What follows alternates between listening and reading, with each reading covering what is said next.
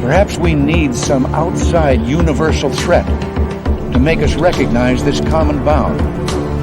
I occasionally think how quickly our differences worldwide would vanish if we were facing an alien threat from outside this world.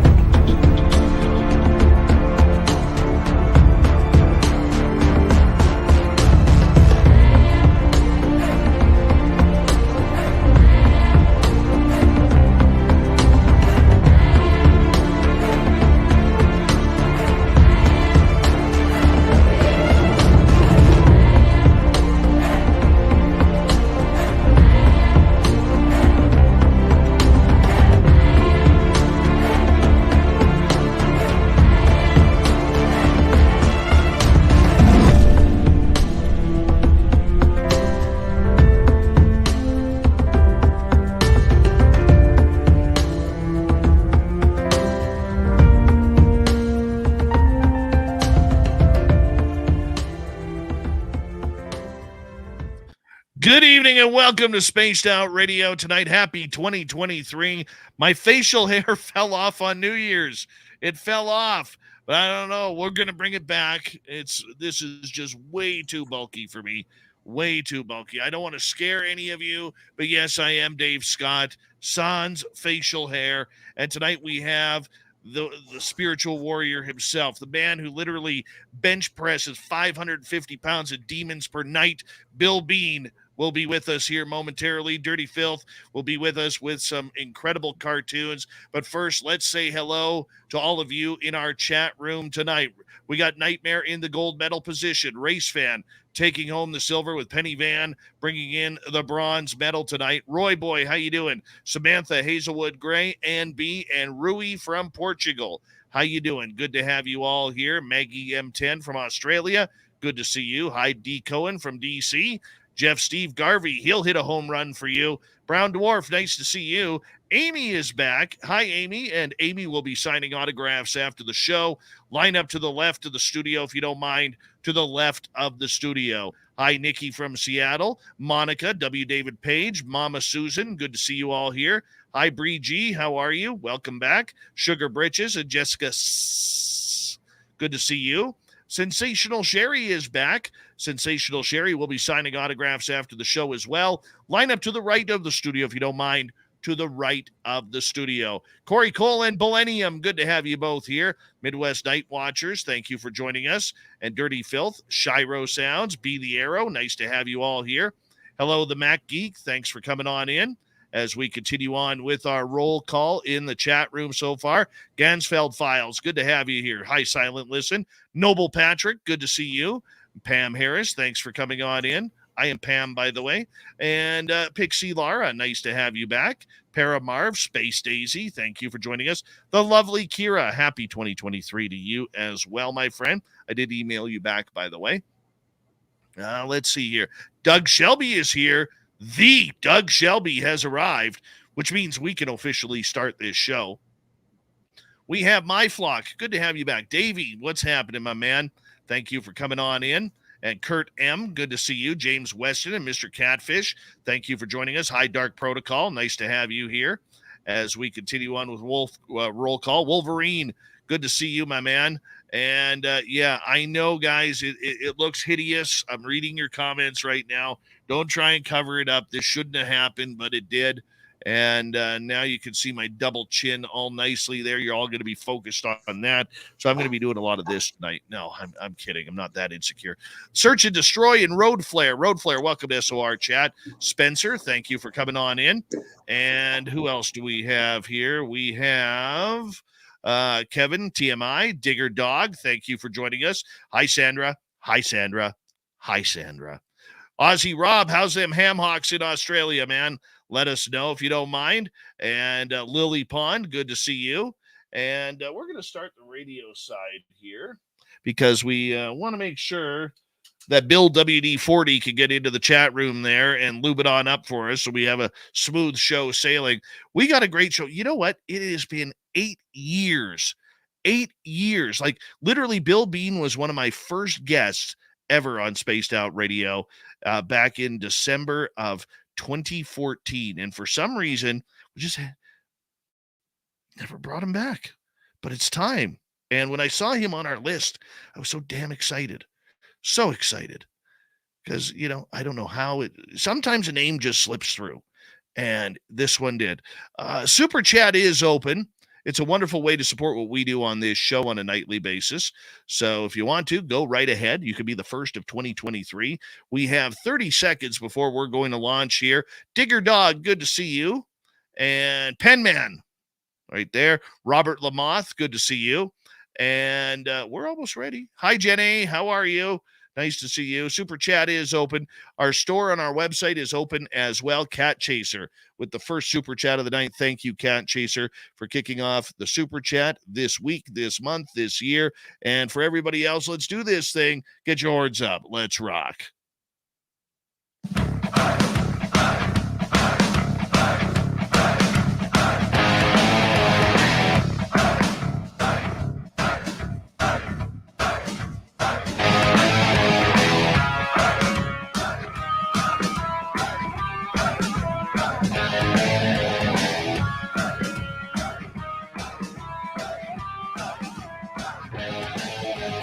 From the mountains of central British Columbia to you listening around the world, this, my friends, is Spaced Out Radio. I am your host, Dave Scott, sitting in the captain's chair of SOR headquarters.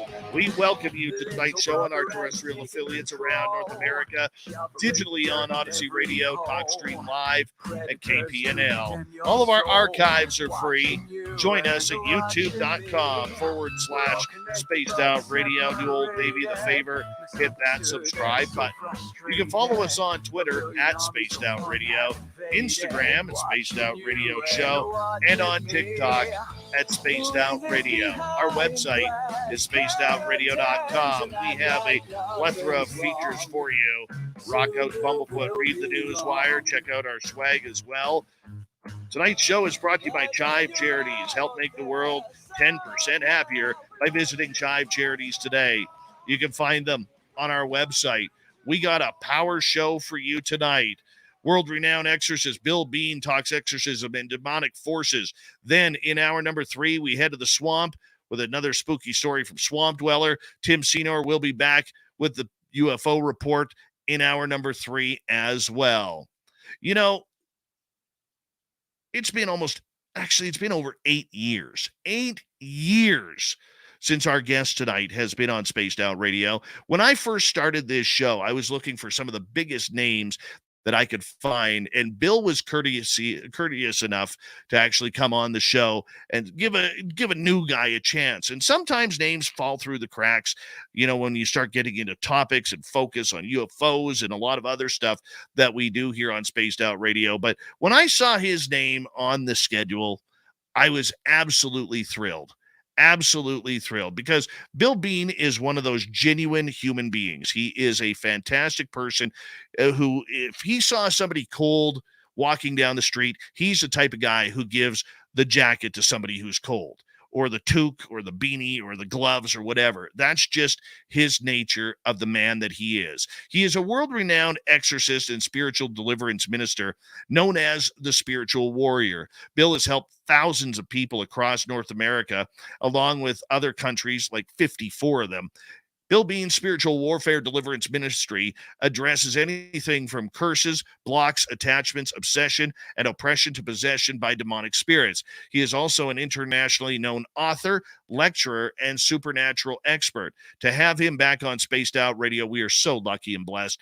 Bill Bean, I apologize to you that it has taken literally forever to get you back on this show, but the fact that you are back with us and you have a beautiful guitar collection right behind you, thank you so much for joining us again, my friend. It's my pleasure, my brother. I can't believe it. 8 years, when you said, I just can't believe how quickly time has gone. I know. And I can understand with all the success of your show and all the different people that you've interviewed and continue to interview, it's very easy to forget about somebody like me. And it's just, God has a way of bringing things around, and he's brought us back together again. And it's great to be back with you. You know, the only issue that I have is you haven't aged an iota. You look the exact same as you did. I'm like 30 pounds heavier, 3 times as gray haired, and it's affected me. I mean, the time, but I mean, you look like the same guy that I interviewed 8 years ago. Well, I thank you, brother, but no, I've got some gray too, and the chin is gray, and I've shaved this all down to keep the gray from my exposed. So that's time is aging me as well. So, but you look great, and you look different without that beard, though. That's when I first saw you, it's, wow, that is. I'm used to seeing you with the facial hair. Trust me, I did the exact same thing. I looked in the mirror and I said, "My God, what have you made me do? What have you made me do?" And it was scary. I looked down at my clippers and I was like, "Oh no, oh no." But yeah, well, sometimes you got to start fresh, You look you know. younger. So, Exactly well, right. It's thank a you. new year, so it's a fresh new look, and you do look younger. And so, the good news is that if you want to grow it back, you'll be able to grow it back very quickly. So that's the good thing for guys like us. If we shave it all off, it'll come back. You got that right. My friend, it has been a wild and wacky turmoil around the world the last, 5 years, especially, whether it's the Yeah, economy, whether it's war, whether it's the people's perception of life, whether it's UFOs and potential ET contact, which I know is a concern yeah. for you. I mean, we look at everything that has gone on in the last number of years here, and, I don't know whether I should be scared. I don't know whether I should be humbled. I don't know whether, you just ignore everything and keep on living the best life that you can live. I mean, how do you do it? By the power of God, and that's the God's honest truth. Without God, without His protection and favor and empowerment over my life, I'd have been dead a long time ago, brother. I can never thank God and praise God enough for what He's done, for what He's doing, and for what He's going to do for me, and how He works through me to help people. I'm nothing special, Dave. Someone that God chose to work through. I didn't choose to do it; He chose me to do it, and it comes. I understand this perfectly well now because of the amount of suffering that I endured in childhood and my family being destroyed by demonic forces. I nearly was as well.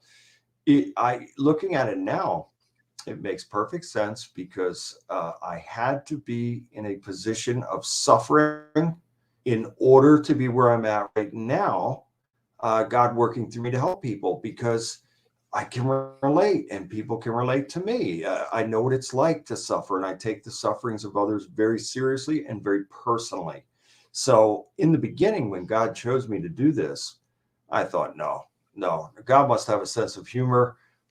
I can't do anything to help anybody. I can barely do anything to help myself. I was still at that point in time just freshly delivered and free from all the evil that had plagued me for many years. And I thought to myself, no way, I just got free from this. I'm not going back into this again and get my hands dirty, and having this junk come back on me again. So it took a while. But once I came to that understanding that A, God was serious about calling me to do this, and B, that I finally had enough self-worth to understand why God was calling me, and I could actually be an instrument that He could work through to help people. Once that happened, then it was the greatest thing in the world to know what my purpose in life was. And from that moment forward, Dave, I never looked back. And it has been an amazing journey. It's sort of a blur in many ways because there's been so many people, over the years in just about every place that you can think of. And that in itself is supernatural. So I'm very, very thankful that God does work through me in this way and the way that I can continue to endure day in and day out is by my own faith. Bill, you grew up in a house of evil, if we could say that. There may be a It's lot of our true. listeners who may not be familiar with your story since, and I'll be honest with you, we've grown a little bit since you were last on. I mean, we have 7 radio stations that pick up this show now. We're all over Wow. social media on YouTube and everywhere, and we have thousands of people in on a nightly basis now. So, give a brief summary, if you don't mind, your life and how you dedicated it to fighting the spiritual battle. Yeah, and congratulations, brother. I'll tell you, I was with you from the beginning, and now to see you growing in the way that you are, that is fantastic. And I just will continue to pray that it just grows more and more and more. So, Thank you. fantastic job. Congratulations. But for me, I've written 10 books. The first book, which is called Dark Force, I describe the events taking place in a community called Herondale, which is located in a small area south of Baltimore, Maryland, called Glen Burnie. And in Dark Forest, I say that it all began when my family and I moved into a 3-bedroom ranch-style home located in the community of Herondale, Glen Burnie, Maryland. But it really goes much further back than that, Dave. I'd learned that after I'd written the book, I learned from a family member that as far back as over 100 years ago, supposedly, and I have no reason about this from this credible family member, that 2 family members actually conjured up demonic forces. And these demonic forces came upon the family and then both sides of the family, creating what I call family bloodline curses and creating a variety of damage on both sides of the family, many untimely and bizarre and tragic deaths, just horrible circumstances from that to physical attacks on my family and I from these demonic entities that greatly contributed to the destruction of my family. Neither of my parents lived to see the age of 50. My mother died at age 44 from a cerebral hemorrhage, and my Oh father my. was shot to death at age 48. And many other family members are gone as well. I have very little family left. But it was hell. It was hellish. My mother being was the first experience in the home, and it took place shortly after us moving in. My dad, William Bean Sr., had taken us, I have an older sister and a younger brother. He had taken us with him for the day to my grandparents' house, the Beans, and he wanted to get out of there to allow my mother to be able to focus on organizing the house in the way that she wanted to. And it was during the course of this that she felt a presence come into the room, in the living room. And she spun around, fully expecting it to be my father because he had that type of sense of humor. So she thought that he was sneaking back in to play a joke on him. And when she spun around and saw nothing or no one there, she was quite unnerved by it and perplexed as well, but then was eventually able to collect herself and go back to doing what she was doing. And shortly after that, one of the bedroom doors slammed shut by itself, and that was enough to make her go outside and wait until we had returned. That's where it started. And then it gradually escalated into more of those types of events, and then escalated into violent physical attacks on my family and then myself. And it was hell. It really was. My first experience, first attack took place the next year at age 5 in 1971. And Dave, I've probably given well over 2,500 media interviews in my career. And every time I talk about this, it just puts me right back there. It was so traumatic. I was in my bed asleep. My brother and I shared the first bedroom on the right. You would go in, enter into the home, and the house was always very dark. Even on the brightest of sunny and summer days, the house was dark. It had this dark brown paneling, which was almost black in color. And you could just feel the vibe in that place. It was just hellish. And you'd enter into the living room, make a right down a long hallway, which had a hard tiled floor and the dark paneling on the walls. And my brother and I shared that first room on the right. His bed was closest to the window. Mine was closest to the door. And I was in bed asleep one night, 1971, age 5, and I was awakened from my sleep by something. I couldn't see anyone there, but I felt the presence there. And I was actually starting to get out of the left side of my bed, which was closest to the closet in the doorway. And I was going to go and get my parents. I was unnerved. I felt something on there. And as I started to get out of bed, a tremendous force slammed me back onto the bed, pinning me to the bed. I just felt completely pinned down to that bed. And the only thing that seemed to be working were my eyes. And I even tried to scream out at my parents, and my mouth wouldn't even work. I couldn't even scream out for my parents. Just thinking about it now, it's just, I can't believe, and nor can I describe in words, the severity of the situation and the level of fear and trauma that I was feeling at that time. I felt like I was going to die. I literally felt like my heart was going to jump out of my body. It was horrific, and many terrible things happened during that, which I'm sure was a short period of time, but it seemed like it lasted forever. And what stopped it was the appearance of what I believe was a divine angelic being that manifested at the foot of my bed. And as this angelic lady manifested, all the horrible things that were happening to me suddenly stopped. Now, the most extraordinary thing about this, and I felt such love and peace and comfort from that entity and protection as well. But the most extraordinary thing is that what I believe perceived to be an angelic being looked exactly like my mother. Just absolutely amazing. And then she turned to her left, floated up through the ceiling, and with her departure, I could move again. And I jumped out of that bed and I ran into my parents' room, and my mother was asleep in bed next to my father. And that was the beginning. I had physical attacks like that many times, from 1971, probably up until 1978.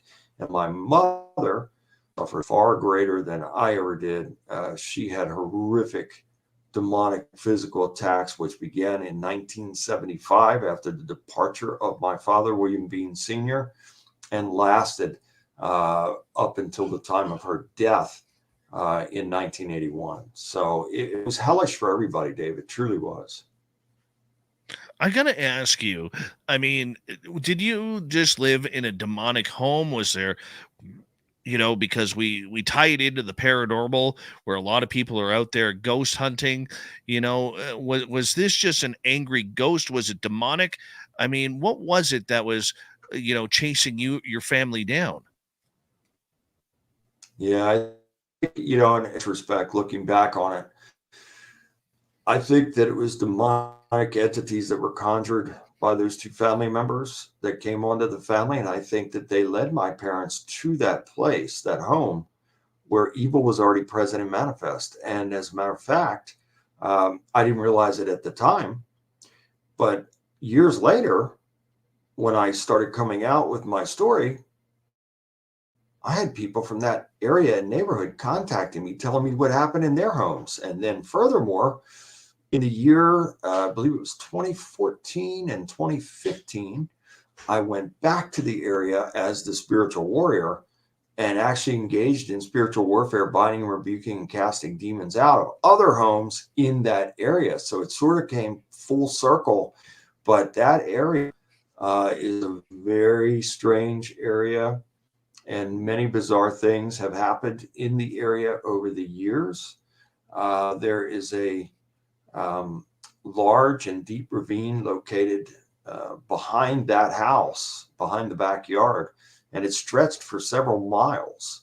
And part of that is cut off now because a large shopping mall is resting on a part of that. But it was rumored to have been Native American grounds, and even one section was rumored to be a burial ground. And I could believe it, because that one area looked different from the rest, that's for sure.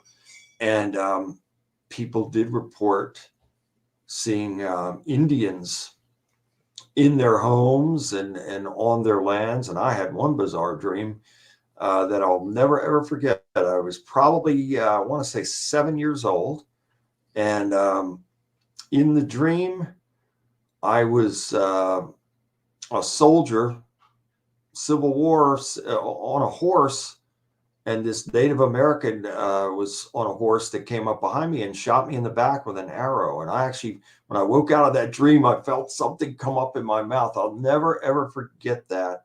So the area perhaps carried some type of Native American curses, and a lot of people were affected. But I think that's why it was so severe for my family and I, from the original conjuring by those family members, and then being led to that place where evil was already present and manifest.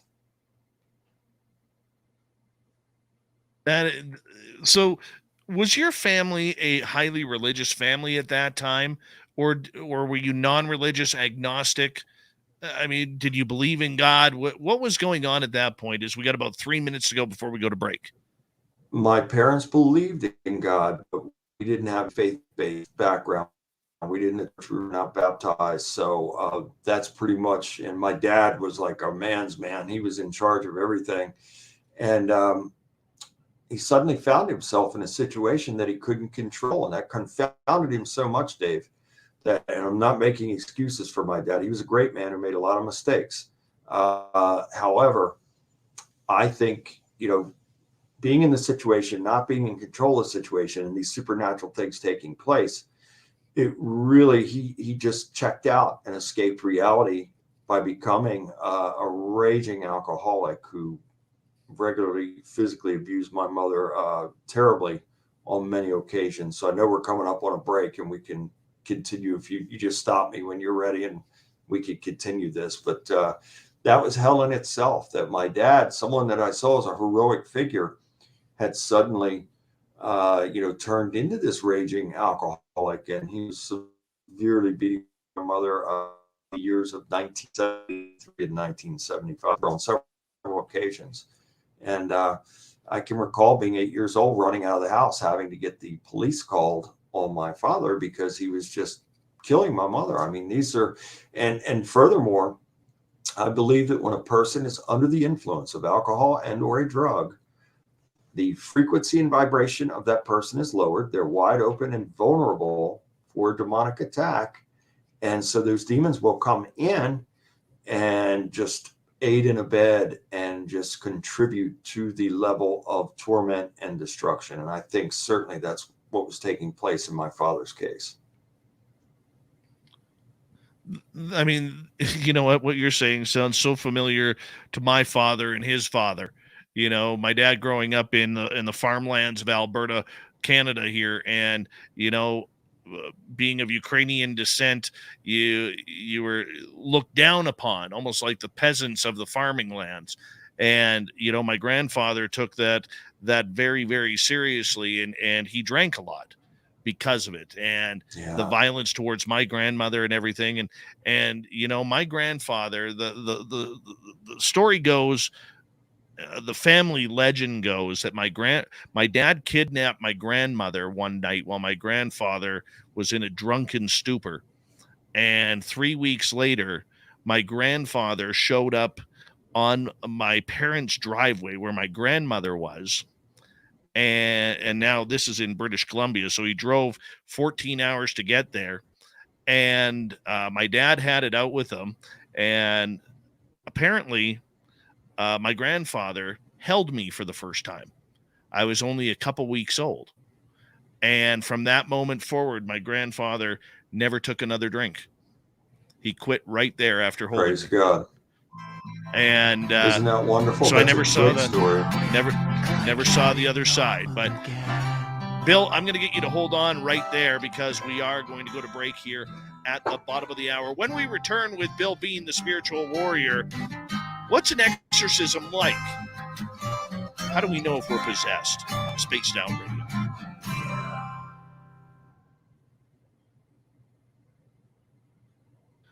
All right, Bill, we are clear. Just so you know, our YouTube audience can still hear us, as well as Twitch and our podcast, but our radio side will not be able to hear us. Well, it's just fantastic to be back on with you, brother, and we'll have to do this more often for sure. I'm so happy for you that this show has grown into something so big now.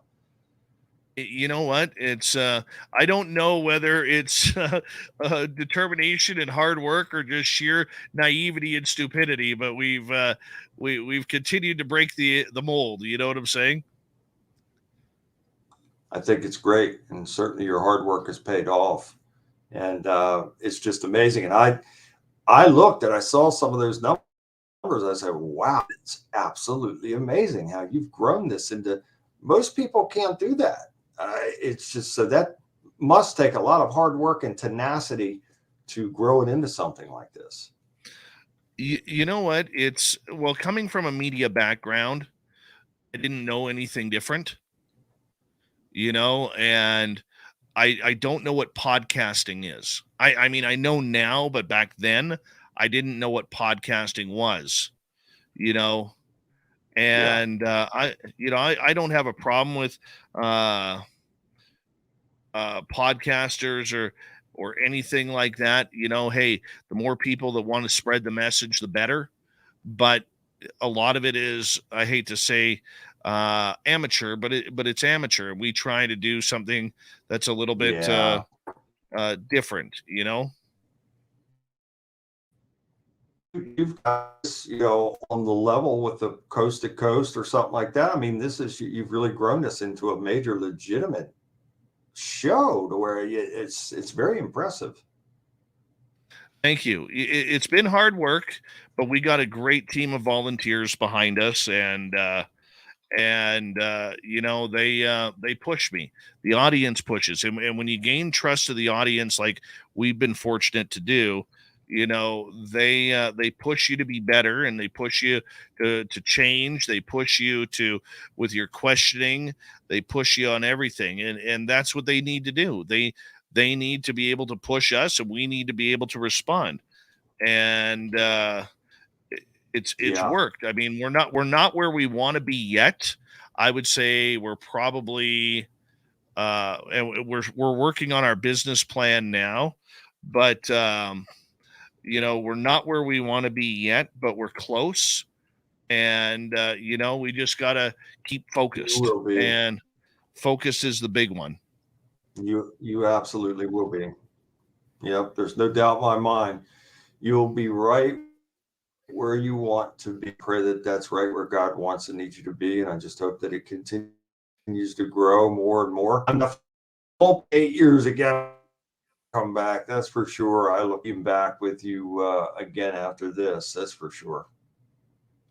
Well, I appreciate that, and I give credit to the team and to our listeners, because you know there are Yeah, times when you just want to quit. There's times when you're tired. There's times when you just don't want to do it. And when you're a podcaster, you can kind of make your own schedule. I don't feel like doing a show today. Uh, y- you know, I just feel like getting yeah, some sleep, or I'm not feeling well. Well, the commitments we have to our radio stations, but more so our audience, that pushes us to at least it pushes me to get out there and perform. I mean, this is what their nights rely on us. love it. They chose to spend their. I mean, Yeah, like I say to a lot of people, and even a lot of podcasters who hit me up for advice, the most precious thing you can give somebody is your time. This is why I don't allow insulting of my guests in my yeah, chat rooms. You can disagree, but you don't insult. This is why I don't try right. and I try and be very respectful of everybody, because the one thing is time is very, very finite. And when somebody gives you 30 minutes or an hour, or like a lot of these people, they'll sit here 3 hours a night every night. And how do you not Wow, respect that? How do you not say I thank agree. you? And so every time I feel like They're all I'm in. just, you know, yeah, you got to go all in. And so that's why I push Yeah, that's awesome, myself, brother. because they're pushing me and everything like that. Quickly here, I want to say a big thank you to Cat Jacer, Amy, Noble Patrick, Ollie, and Paramar for the super chats. Very much appreciate the love and support, everybody. We're going to get going right now.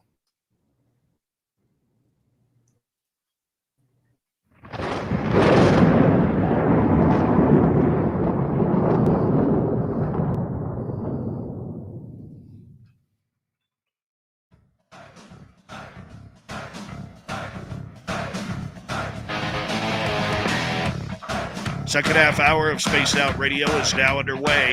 Thank you so much for joining us. We very much appreciate earning your listening ears. I want to remind you that if you missed portions of this show or others, check out our free archives at youtube.com/Spaced Out Radio. Do old Davey the favor, hit that subscribe button. Our website is spacedoutradio.com. We have a plethora of features for you. Rock out to Bumblefoot, read the Newswire, check out our swag as well. Follow us on Twitter at Spaced Out Radio, Instagram at Spaced Out Radio Show, and on TikTok at Spaced Out Radio. Here we are. The spiritual warrior Bill Bean is with us. We're going to get into exorcisms now. And Bill, for a lot of people out there, we may have seen exorcisms in a movie. We may have seen exorcisms on TV or YouTube or whatever. For a while there, every paranormal team seemed to have a fake exorcist on their squad who could battle the demons in the squared circle, probably in a cage match. It was getting ridiculous. But for you, this is your life. This is something that you have committed to doing. So I'm going to start it off easy here for a lot of people who may not understand. What is an exorcism? Well, an exorcism, which is a spiritual deliverance, it's what the difference is that an exorcism is a Roman Catholic rite. So I'm not Catholic, I'm non-denomination, but I say exorcism or exorcist because that's how people identify the word. Okay, that's what he does. It is evicting evil demonic spirits from a person, place, or a thing. And God has worked through me to perform such evictions for many years now. And for people from all over the world, it's just, as I said, as we started this, Dave, it's supernatural in itself, how God put the calling on me to do it, because I did not choose to do this. And then everything that I had to go through, the things that we just talked about, and then even further to where I had a life that was so terrible that I was seeking death and I was wishing for death. And then when I died, I had an epiphany one day. I decided that I was going to really try and make God first in my life and just give all of the suffering down. And it wasn't an overnight process. It was 2 steps forward and 3 steps backward. But when I got there, and then I was in real and authentic, true faith, God not only saved me, but transformed my life, and then put this calling on me to be this spiritual warrior, exorcist, spiritual deliverance minister, to evict these demonic spirits. So I'll try and be as brief on this as I can in the description, but it's like this. When the devil, Hasatan, Satan, and a third of the angels were cast out of heaven, they, the Benai Elohim of God, they came down, took human women, produced a hybrid offspring of giants called the Nephilim. The Nephilim were evil. Then they became man-eaters, and Yahweh caused a great flood to rid the earth of them. But some of them escaped. And this will take a little twist here, Dave, what I'm about to say, because if I said this, and I have said this at some churches and people were aghast. If I said it in others, they'd probably call the police on me. But Psalm 68:17 says the chariots of God are 20,000. So I believe God, Yahweh is his name, listed 6,823 times in the Bible, replaced with the title of Lord. So where we see Lord, it should say Yahweh. I believe that Yahweh created those divine chariots, which are, you call them UFOs, whatever you want to call them. He created those chariots, divine Merkaba chariots. A third of the angels were cast out. They came down in those chariots, those flying chariots. And when he caused a great flood, I believe that some of them departed in those flying chariots. And then they returned after the flood waters receded, and that demonic continued. And so this, and it goes much deeper. We could go much further into this, but it continued from there. And these entities, they hate mankind because the devil, who was once very favored by Yahweh and held a very high place in heaven as a choir director, praise and worship music for God. The rebellion started for two reasons. One, when the Melchizedek, the high priest, Yahshua, Jesus the Christ, was created, he certainly rebelled against that. And two, when mankind was created. And so that really kicked in the rebellion on high then, and the devil hated mankind, and he is the adversary to mankind, and he's not destroyed for a reason. And the reason is that he serves a purpose, and the purpose is because of man's free will. God gave us free will. We're free to make choices, and the devil will aid and abet and also be the prosecutor when we make a bad choice or we do something that's not pleasing to God. He will, just as God assigns angels to us, the devil will assign demons, and they will come in. So they look for openings, and man, when they see a little opening, they'll kick that door in, and then they'll create havoc. So all life, in my opinion, operates on frequency and vibration. And what? Because if called into existence, then he did so by the frequency of his voice, and all life operates on that principle. Now, if that's true, the devil, again, who held such a high place in heaven, was privy to some of the secret, and he knows the frequencies and the vibrations. So in order for a person to be susceptible for demonic attack, their frequency and vibration has to be lowered in some way, shape, or form. Now, the most common thread in my cases, not all, but in a good deal of them, is child molestation, severe abuse, physically, mentally, or physically and mentally, whatever it is, something on the order and level of causing a high level of trauma. And when a person, just as I described to you about what took place in 1971, when a person is at that high level of trauma, secretions come out. Secretions come out of the adrenal and pineal glands, and that draws demons like candy. They love it. If you heard of adrenochrome, it's along those lines. And so demons are attracted to that, and they will come on to the person, and then it'll require someone like me, God working through me, to evict them before they go. They'll stay with that person until they are evicted. So this is how people, one of the ways anyway, come under this type of thing. Other ways are through ritual, invocation, invitation, through Ouija boards or summonings. Others could be people that are out ghost hunting, and they go into these demon-filled places and then pick up these type of attachments. Whatever the case may be, the demonic force will not leave them until they are evicted out and off and away from them by the power of God. So I'll tell you, Dave, when I first started in this, I was so unsure of myself, and unsure, but yet at the same time, ready for the challenge. And so when I first arrived on scene, and it was a family in Maryland, that has severe demonic problem taking place. Part of me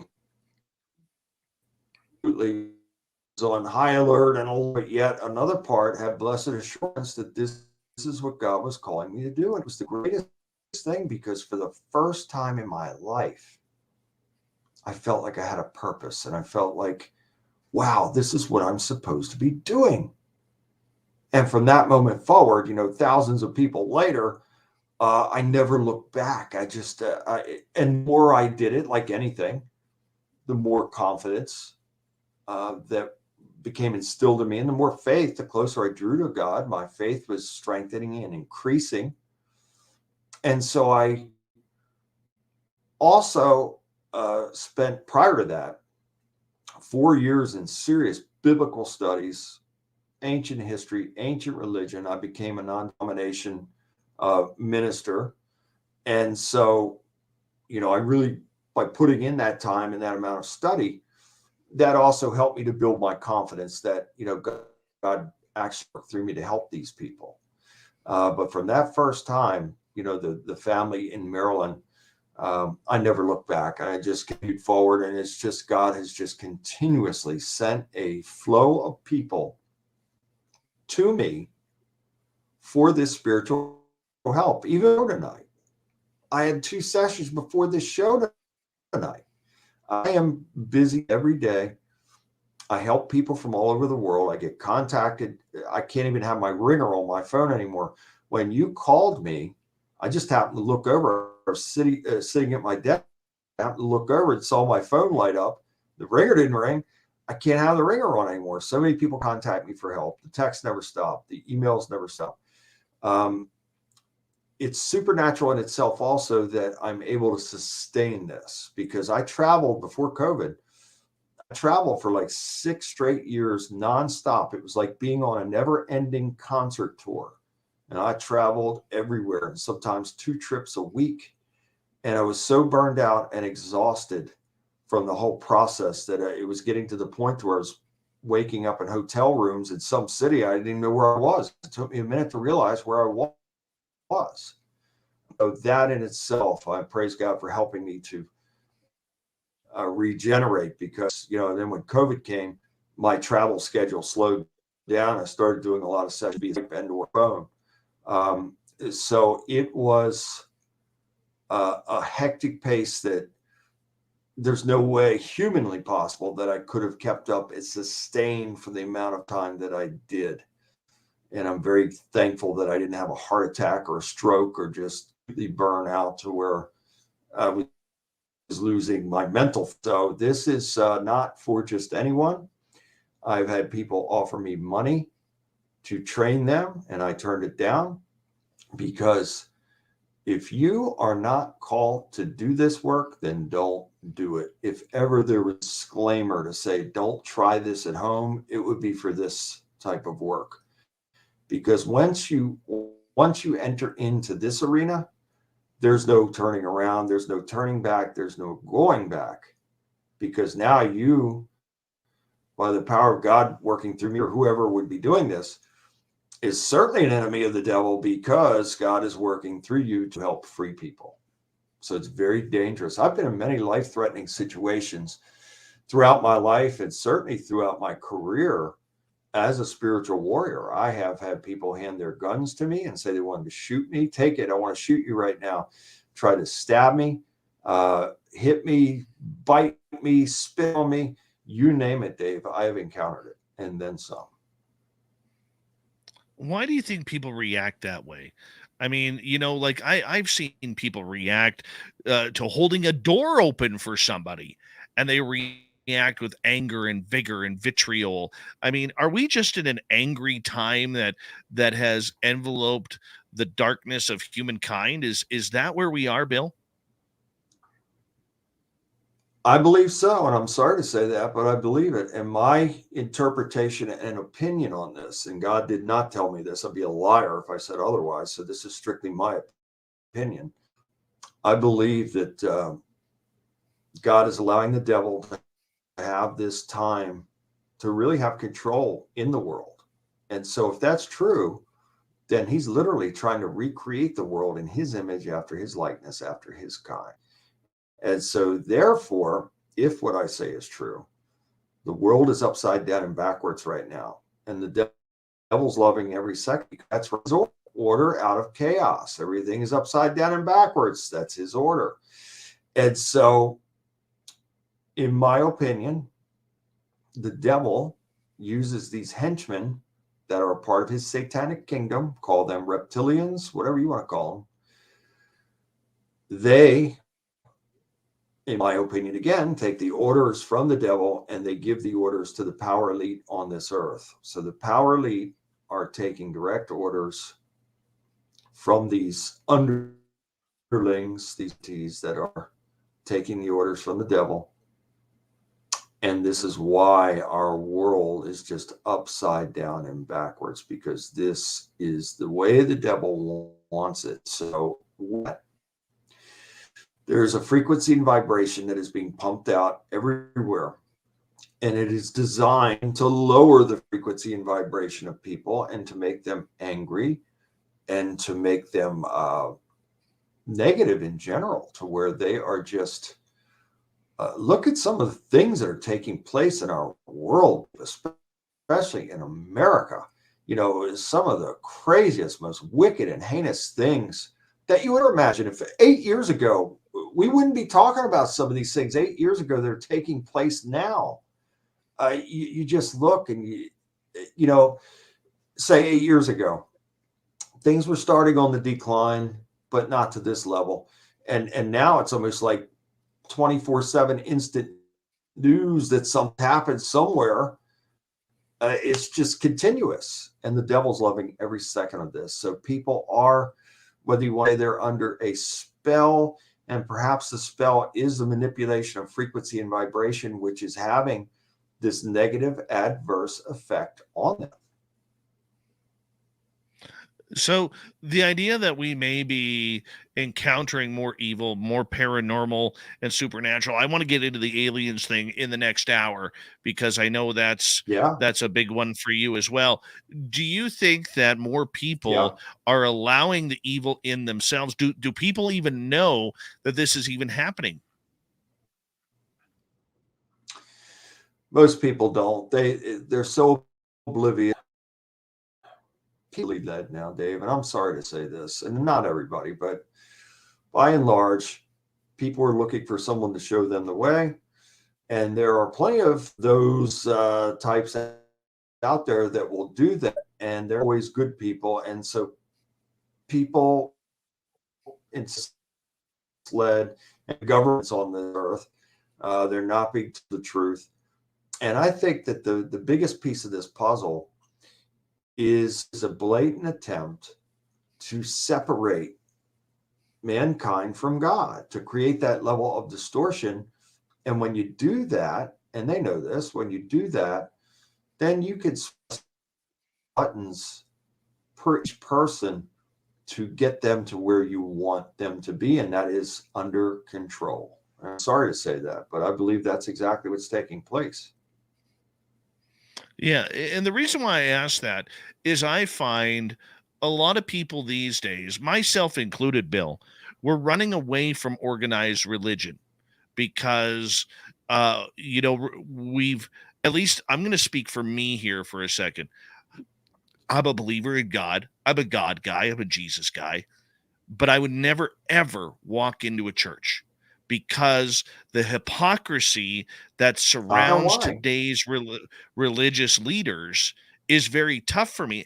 And me being empathic, I walk into a church, it's like walking into a UFC ring, and I'm just taking headshots left, right, and center, because I find that for me, what works for me now is not a church, because religion is man-made. Spiritualism and God is, in my opinion, the Almighty, but religion is man-made. What I do is, and I'm not saying I'm right, but this works for me. If I'm feeling heavy, I go into the forest. I go into the forest and I pray in the forest, or I will go hug a tree. I'm not a tree hugger as an environmentalist. but I'm somebody who looks to give back and say thanks and give thanks and try and take that energy back in. So more people are becoming that way because more people are growing more and more wary with organized religion. Is that part of the place for, in your case, Satan or the devil doing this, or is this just because humanity is growing more spiritually? Now, the devil's in the details, and you'd be shocked, David, how many churches over the years have called me to come to their church to perform spiritual deliverance over the pastor's wife, family, congregants, and bind and rebuke and cast demons out of their church. You'd be shocked. But it is happening. It's been happening for a while now. And I find that it's very sad to say that many of the churches are falling by the way. And the devil's loving every second of it. So that isn't something that is out of orientation with people today. It may not be their belief, but it may be that they are picking up on that. Yeah, I believe so. And again, that's very sad in itself. And furthermore, the church starts right here from within. And if we can be real with God and real with ourselves, then we can have that level of communion, entering into a real and authentic relationship. Now, it's great if you want to go to a brick and mortar building to gather and assemble with who are in real and authentic praise and worship of our glorious God. That's wonderful. But unfortunately, in today's world, and not all, I'm not condemning all churches, but there are many, and they know who they are. And more importantly, God knows who they are. The pastor's an entertainer. He's a clown. The people laugh at him. They think he's so funny, and he'll do anything and everything to get them to come in and to keep them, and most importantly, get their money. And then the people start to emotionally invest. And when people emotionally invest into someone or something, that becomes like almost an addiction, you know. And so these pastors of today, many, are worshiped. And the people aren't going in to worship God, they're going in to worship the pastor. And that is a disservice to God, and that is the beginning of the fall for these churches. With 90 seconds to go, for people to bless their house, to bless their car, to bless their family, their pets, what do they need to be doing right now? Be real with God. And if for anybody that would want that, if they wanted to do it themselves, then they could go to my website and get the prayers off of the website, house blessings and things of that nature, and daily warfare prayers as well. It's very important. Knowledge is power, and I've got some good teaching on my site, some very strong prayers that you can say, but you have to mean it. You know, the intent is everything. And so people can invoke the power of God, whether it is something that's affecting them or their family, or, you know, in the home or the property. They could say the house blessing prayers and the land blessing prayers as well. And of course, if there are people out that want or need my services, then you can contact me via my website. And I'm very busy, but I promise you that I will get back to you as quickly as I can and get you scheduled. But I try to do everything that I can to make people aware and give them good wisdom and knowledge to be able to fight against the enemy in the day-to-day, because most people don't realize we're all in spiritual battle on a basis. And again, most people do not realize this. So we need wisdom and knowledge to be able to invoke the power of God over our lives to be able to combat this. Bill, I'm going to get you to hold on right there, because we are going to go to break here at the top of the hour. 1 hour down, 1 hour to go here with Bill Bean, the spiritual warrior, exorcisms and deliverances. We'll get more into that. What about aliens? Are they from Beelzebub himself, or are they from another world? We will chat with Bill Bean, the spiritual warrior, in hour number 2, and many others. If you have questions, put them in capital letters, and we will ask Bill as well. Space Out Radio continues right after this. Stay tuned.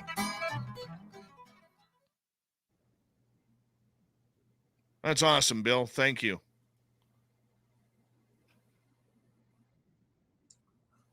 Well, we've Right, we got are quite a good. dialogue, and I'm trying to trim things down because I don't want to get too long-winded on you. Oh, you're doing great. You're doing great. Our I'm audience is not loving trying, you so tonight. I'm condensing a little bit, but there's a lot to this. And these churches, Dave, you're right. I wouldn't set foot in most of them unless they were repenting for what they're doing, because they are a lot of these people are charlatans, and you think that some of these pastors would go if somebody said, "Oh, can you come to my house?" And I've got that. They go, "You're crazy. I'm not trained in that. What do you go see a psychiatrist? I can't help you." And a lot of people that come to me for help are turned away like that. Mm-hmm. You know, I'll tell you a funny It's story. sad. Right across the green belt behind me here. Actually, it's that way. There is a church in my community, and I used to have a beautiful view at the stars until they put up these new security lights that shine right across the green belt onto my patio. So I asked them point blank. I said, "Is there any possible way?" I said, "Your new security lights are affecting my star watching, stargazing, because we get the northern lights here. We get a lot of satellites. We Yeah. get a lot of beautiful things in the sky here." And I said, "Would you mind just pointing them down a little bit? Could we do that?" I got a message back from the church saying, "No, we're not moving our security lights. We hope that you pray to God for a solution to your problem." There you go. And, It's just unbelievable. There's and I no, was like, ugh. yeah. Now what? You're supposed to walk in there and embrace those people, and no, it's happened. So now by their, Uh, my brother of my brother, unless it's under their rules, as long as yeah, it's under their rules. yeah, there you go. It's unreal, and this is taking over not America, but in your area, in different parts of the world as well. And this is why people are leaving in droves, and that is a disservice to God, and it's very sad and unfortunate. And it is also the type that when the day comes down and God has brought forth destruction, and some of these people, they're going to go to Jesus and say, "Oh, I cast demons out in your name. I did this and that." He's going to say, "Depart from me, you worker of iniquity, for I knew you." And so this is your people like you're describing, the mega churches, these Joel Osteens and all these types. They are deceivers, and they are making a lot of money deceiving people. And it is very, very sad and Yeah. unfortunate. But it shows you how weak and vulnerable people, because looking for somebody to show them the way. And unfortunately, there are many of these wolves in sheep's clothing that are and just out fleecing them. Bill, are you telling us you don't have a 27,000 square foot house, your own jet, and 3 Ferraris in the garage? Is that what you're telling us? Nope. I got some guitars back there, but no, I live very modestly, and I'm thankful to God for the things that I do have, and I'm thankful that He provides and helps me to make a living to be able to support my wife and I. But there's no lavish style. Matter of fact, if I had millions, I'd probably give it away, because that's my MO. I always give to people and want to give. It's just, I'd much rather give than receive. So I wouldn't be a millionaire for long, because I'd be giving massive amounts of money away to people. I hear you there. Hey, a lot of people are asking about your guitar collection behind you there. What do you got there? Looks like looks like a Gibson Les Paul. A Gibson on the end, yeah, and then it's a Jackson next to that. Let me see if I can. I don't want to mess up the. I'll see if I can do the camera so maybe you can see it better. There's a 2 Epiphones. So in the middle of that is a non-brand, almost like. And Dave, that that one, there's no name on the headstock. I found that on eBay or someplace. That is one of the best playing guitars in the collection, and it's cheapest. And so on the end are 2 Epiphones, and then above that, I don't want to mess this camera up, but I'll see if I can. You got your oh, there it is. It's another Jackson there. Yeah. Oh yeah. Now we're talking. Is that a Kramer there? Is my amp over there? They're Jacksons. Yeah. Oh, cool. The red one's a Jackson. I love Jacksons. Purple was a Fender. The wood color's a Jackson. ESP on the end, and then that green one's a Mitchell. Oh, okay. Yeah, that green one looks like a Kramer almost. Yeah, it's a Mitchell. And it plays like a Kramer. Very nice. And then let me see if I can give you a shot over here. There's some more over there. Oh my goodness. It's another, Les Paul Holland in our chat room. Go crazy. Yeah. My Jackson's goodness. in that one as well. ESP, a Johnson. That one, there's a sawtooth. So the 2 on the end are cheapies. Bill, hold on. And I don't even know. We got to run here. Hold on, Bill. Here we go. You're listening to Spaced Out Radio with Dave Scott. Follow Dave on Twitter at Spaced Out Radio and on Facebook, Spaced Out Radio Show. Hour number 2 of Spaced Out Radio is underway tonight. My name is Dave Scott. Thank you so much for joining us. We very much appreciate earning your listening ears wherever you are on this beautiful planet we call Earth. Hello to everyone listening in on our terrestrial affiliates around North America, digitally on Odyssey Radio, TalkStream Live, and KPNL. All of our archives are free. Join us at youtube.com/Spaced Out Radio. Do old Davey the favor, hit that subscribe button. The Desert Clam has set the password for tonight in the SOR Space Travelers Club. Waftier. Waftier is your password. Use it wisely, Space Travelers, as the Clam sets the password each and every night right here on Spaced Out Radio. Our website is spacedoutradio.com. We have a plethora of features for you. Rock out to Bumblefoot, read the news wire, check out our swag as well. Follow us on Twitter at Spaced Out Radio, Instagram at Spaced Out Radio Show, and on TikTok at Spaced Out Radio. We continue on tonight with the spiritual warrior. Bill Bean is back, and I'm telling you, we're going to get heavy into exorcisms, deliverance, aliens. We got a busy hour too. Bill, thank you so much for joining us. Give us your website once again so our listeners can reach out to you. And I thank you again, brother. My website is www.billjbean.com. billjbean.com.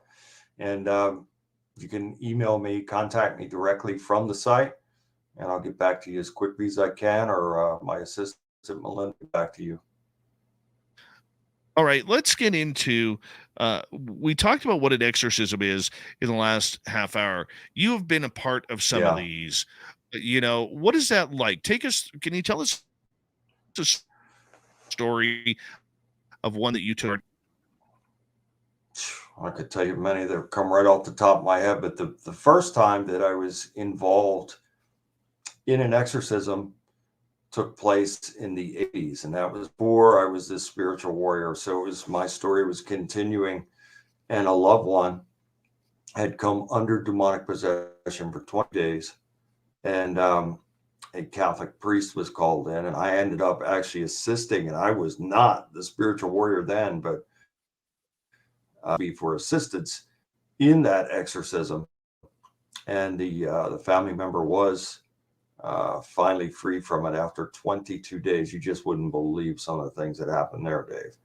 And the priest, after that was over with, the priest was sent away to a facility, and he lived out the rest of his days in a facility that the Catholic Church had sent him to. And it took a private investigator, a close friend of mine, that actually had to put in a lot of work to track this priest down because the church was saying that no such priest existed. And he finally tracked the priest down to this facility and did an interview with him. But he was so greatly affected by what had taken place there that he was put into that facility for a priest to live out the days away from the rest of the world. And I saw just in that, and what was a result of what was still following me from childhood. And at one point, a deep masculine voice spoke through this woman saying, "Why don't you just give up and join us?" And I said, "Who are you?" I said a name, which I won't repeat, but superhuman strength took place. Levitation. The eyes changing to all black. The voice changing to a deep and masculine voice. The entity making fun and mocking me of my lack of biblical knowledge, because at that time, any scripture. I just picked the Bible up. I didn't know. I couldn't recite any scripture to you. And so the entity was absolutely mocking and tormenting. And I did everything that I could do at that time to bind and rebuke and cast out. But it didn't end until that priest got involved. And it was 22 days of hell. I will never, ever forget it. And I'm forever grateful to God for freeing my loved one and for helping me to be able to. I got to tell you, I mean, imagine the instance of something like this. If you are just a regular person, you are not, where I am now. I felt my knees wanted to buckle out from under me. I was a big, strong guy, I was a power lifter. I was a very physically, intimidating individual and powerful individual. But when you're faced with something like that, I don't care how physically strong you are, you're unless you've got God with you, you're in trouble. And so I'm thankful that it all did turn out well. So that was my first exposure to a full session. Became a minister and spiritual deliverance minister, a spiritual warrior. Some cases that stand out, and there are many. One case was a young man, and I write about this in my new book, Tales from an Exorcist. The young man his mother had called me, and she was frantic because I'd come under full demonic possession. And she and other family members saw the eyes change and other physical characteristics and superhuman strength and growls and shrieks. And he started physically assaulting family members, his mom and the family members. So they contacted me. And I go out to where this family is, out nowhere, nothing but fields. And he did not want me there, number one. And it took a while before I could even get him to come anywhere near me. I tried to shake his hand. He backed off, put his head down. And I continued to pray. And when I go into these situations, Dave, the first thing I do is I say a lamb blessing prayer. So when I get out of the vehicle, I say a lamb blessing prayer. And then I will enter into the home, anoint all of the people present with a combination of holy water, holy oil, and holy salt. I will say several more prayers, including a house blessing prayer. And then I sit down with the family or victim and whoever's present. I become every bit as much a counselor as I am, and I have to know what's going on. And I have to know the deep and dark stuff. It's not that I want to know everybody's deep and dark stuff, but when it comes to these things, I have to know it because it's all about breaking legal rights, And the more this stuff comes up and out and off, it's like the links of the chains are popping. And so the mother and family told me, quite a bit of information. And at one point, and it took a while, the young man asked if he could speak with me privately. And so we went into kitchen dining room area and sat down, and he started to tell me some very disturbing things, that he was sexually abused, bullied, and was just very angry because of it. And he decided that he was going to make a deal with the devil and sell his soul. And according to him, he did just that. And then he joined a satanic coven. So they were doing ritual sacrifice on animals. He was casting spells on people. And he felt that he'd become empowered by making this deal with the devil. And I say in the book that no such deals exist. The devil will use and abuse and then trash you when he's done with you, throw you away like yesterday's garbage, because it's all about kill, rob, and destroy. But he found this out because when the devil had stopped using him to do this wickedness against others, he started physically attacking him, and then a full demonic possession took place. And so he told me everything, and it was gut-wrenching. I mean, we sat there. Sometimes, Dave, just a dialogue of someone telling you all their deepest and darkest, it can go anywhere from an hour to some cases 5 to 7 hours of sitting to someone give you their French dialogue, one story and situation after another. That in itself is exhausting. But then, after I get all the information, then it's time to go into what I call warrior mode, this level of faith, strength, and courage to engage these demonic forces in spiritual warfare, bind and rebuke and cast them out. And so it is a process. And during this process, and it's all in the book, that there were many struggles. A chair flew by itself across the room. This boy was shrieking and screaming and shaking, and was resisted to me, and more importantly to God, in every way, until he wasn't. And in that situation, it was an endurance contest. And so I said probably 100 times, we rebuke thee in Jesus' name. I bind and rebuke you, and I cast you out and off and away from him. And I guarantee I said at least 100 times. And it was a wearing down process. Now, in some cases, when I do this, they'll go. But in other cases, like that young man, they were fighting, and it took a while for them to leave him. And when these demonic forces leave someone, just imagine someone grabbing you by your shirt collar and like you're on your tiptoes against the wall. And then when they let you go, you drop, you slump. And that's exactly what happens in these cases, is when these demonic forces are finally evicted, they let go, and the victim will slump, and then they'll start to cry. And that's exactly what happened in this case. And after he was set free, I renewed his everlasting covenant with God, and then baptized him. And after that, it's not over. I have to go through the entire house and make sure that there are no demons hiding or lurking anywhere in the house.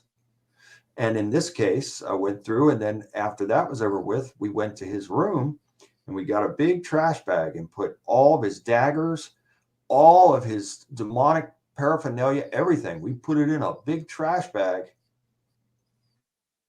and I am rebuking and cast all the demons and strongholds that were attached to those objects. And then I disposed of that junk for him. And so I left that place exhausted, yet at the same time feeling 10 foot tall, because I knew that God would free that young man. He was okay, and he was going to be okay, and his family was okay and was going to be okay. And the family, they were so elated. They all hugged me.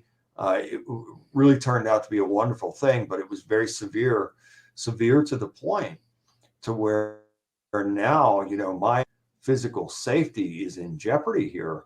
And that's happened many times throughout my career, and God has protected me every time. And I thank him and praise him for it. But another one that really stands out that's coming to mind right now took place in a very large home. In the book, both of those cases, I put different locations to it. I don't want to expose the identities of the victims, but it was a very large home. And this was a middle-aged lady who was under full demonic possession. She actually tried to throw herself over the second-story banister to her death and was pulled back, praise God. After That is the amazing. exorcism was completed, yeah, you just wouldn't believe, Dave, I'm telling you, I listed the things that I've seen and experienced and been a part. We'd be all night. We'd be rolling all night on this show. So after the person was delivered and the exorcism was complete, I had to go through the home, and I went through the entire home, and then I got upstairs, and there was a wide set of steps that went up to like an attic area, and the attic converted into like a master bedroom. So I went up the stairs, and to my right there was a lamp there, and it was started over there, rebuking and casting out any demons that might be hiding or lurking in the area. Then I made my way to the other side, which was dark. It was not lit, but it was very dark. And on that side, there was a window to the right. It looked like one of those double windows, and no curtains, no shades, nothing. Window. And then I'd say 6 or so feet across was a ventilation shaft. And standing in between the window and that ventilation shaft, and the moonlight was coming through that window, so it lit that area up. And standing in between that was an entity that was at least 7 feet tall. It had red eyes. It was a hooded with glowing red eyes. And it even had points, like wings that folded in, and the points came up on the shoulders. And I was probably within 10 feet. Yeah, I was probably within 10 feet of that entity. Now think about this, what I'm saying to you. I'm standing in front of something in a case under normal circumstances. If God's power was not on me and within me, most people would turn and run. They would faint. They would soil themselves, anything and everything you can imagine. I had to withstand this. This entity's within 10 feet of me. And I had a Bible in this hand and my shaker with my holy mixture in this hand. And it was only by the power of God that I could stand there. And I said, by the mighty power of Yahweh and his mighty and holy name, Yahshua Jesus, the Christ's name, I bind and rebuke you, and I cast you out. And I shook the shaker 3 times, and this thing let out a screech like I've never heard before. And it was so loud that it rattled the windows. And it, oh my, ever forget that as I live. Yeah, 5 minutes ago, I want to get to a couple audience questions here. And let's go to Miss Anonymous here. Bill, do you have any good tips on starting on shadow work, on trying to get rid of shadows and all that? Yeah, and I believe that there are several sources for that, and I could be wrong, but I don't think so. Number one, it's in the demonic realms, because anything that is in the shadows is not of God, because God is light, and God is, if an angel of God were, and I've had many divine angelic encounters as well, by the way, when angels to us, they let us know that they are angels, and they present themselves that way. And if God is sending a message with an angel, then angel will tell us. But in the shadows, in the darkness, it's demonic, it's covert, it's deception, it is hidden. And so you need to take power and authority over them as well. Yahweh rebuke in Jesus' name, depart. So if you see a shadow figure like that, say that.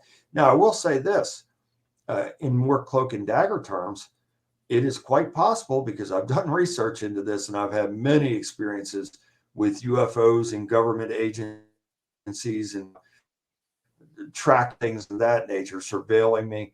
And it is possible that some of these alphabet agencies and clandestine organizations do possess that type of technology to where they can, and I don't begin to know how they can do it, but they have that to where they can be in that cloaked shadow form and somehow get into your home through technologies that we can't understand, which more than likely is fallen angel technology, and do that level of surveillance. And I have encountered something like that one time in my life. I saw this shadow entity, and it saw me, and so I caught it out of the corner to my left. And I'm hypersensitive to these things, Dave, as you can imagine. And I caught it out of the corner of my eye, and I turned square. And when I turned like that, the thing took these really steps and went right through the bookcase. And I jumped up and I said, by the mighty power of Yahweh, his mighty and holy name, in Yahshua Jesus, the Christ's name, I bind and rebuke you, and I command you to depart and never come back. And another thing that I have to do is seal portals, because obviously, if that thing walked through a bookcase, then there had to be some type of portal there in order for it to walk through the bookcase. So I said, I declare every single portal above the home, below the home, to the sides of the home, and inside the home to be closed, shut, locked, chained, and padlocked to the devil and his minions forevermore, in Jesus' name. And I say, furthermore, Father, I ask that you have a giant warrior angel guarding every closed portal 24 hours a day, 7 days a week for life. So we have to be very thorough, and not only very thorough, Dave, I have to be in control. I've been in situations, again, like I described earlier, life-threatening situations.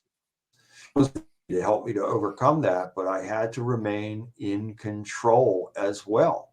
And so if you are in a situation like that and you're attacked and you lose control, well, now everybody's going to suffer because you've lost control of the situation and it's over with. So I praise God to always maintain control of the situation. That's easier said than done, but God has been with me and for me to do just that so many times. And I'm so thankful for it. But I've had so many experiences with these things, non-human looking alien types of beings, unbelievable amounts of video and footage of these UFOs coming to me. I was not seeking them, but they came to me. That took place on a regular basis, 1995 and 2008. And I've had just about every type of experience that you can when it comes to the supernatural realms. I've written 2 books called Stranger Than Fiction that connect all the dots. I believe that all of this is connected, very much so. So whether it is demons or ghosts or UFOs or aliens or whatever it may be, all of these things, Bigfoot, this is something that I failed to mention. I'll say it right now. When the B'nai Elohim, the sons of God, were cast out of heaven, again, they came down, took human women, had sexual relations with them, produced a hybrid offspring of giants called the Nephilim. The Nephilim went into the forest and the fields, and they had unnatural sex acts with apes, bears, dogs, wolves, and you name it. Those are the Bigfoot, Sasquatch, Sabe creatures. They are every bit as much supernatural as they are a fem-blooded creature. And on that note, we're going to break at the bottom of the hour here. We have Bill Bean for another 30 minutes here on Spaced Out Radio. When we return, aliens. Are they ours? Are they theirs? Are they evil? Are they our brothers from another space journey? We're going to get into it with Bill Bean, the spiritual warrior, on Spaced Out Radio next. Right after this, stay tuned. we continue the second half of the show next.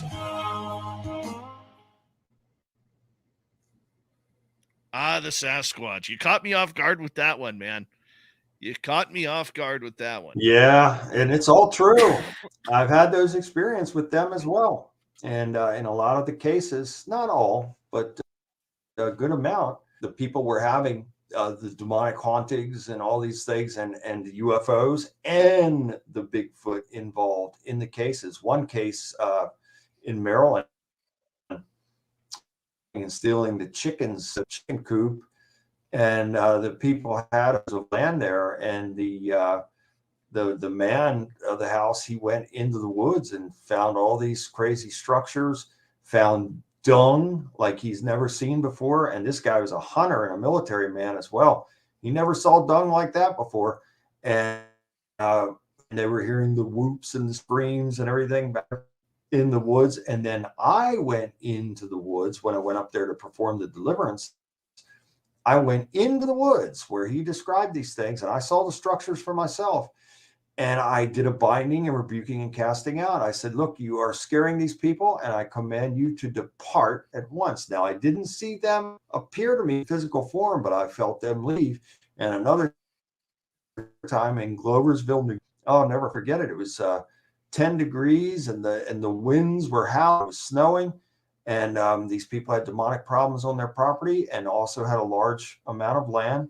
And I went into the woods that night. And I had 4 guys with me, including the homeowner, and you could feel the presence in the woods. And I said the same thing. And then when I said it, you could feel the presence leave. It was, and again, Dave, the only way that I could do these things would be by the power of God. I'm telling you right now, you're talking about dangerous, dangerous stuff that without them go south very quickly.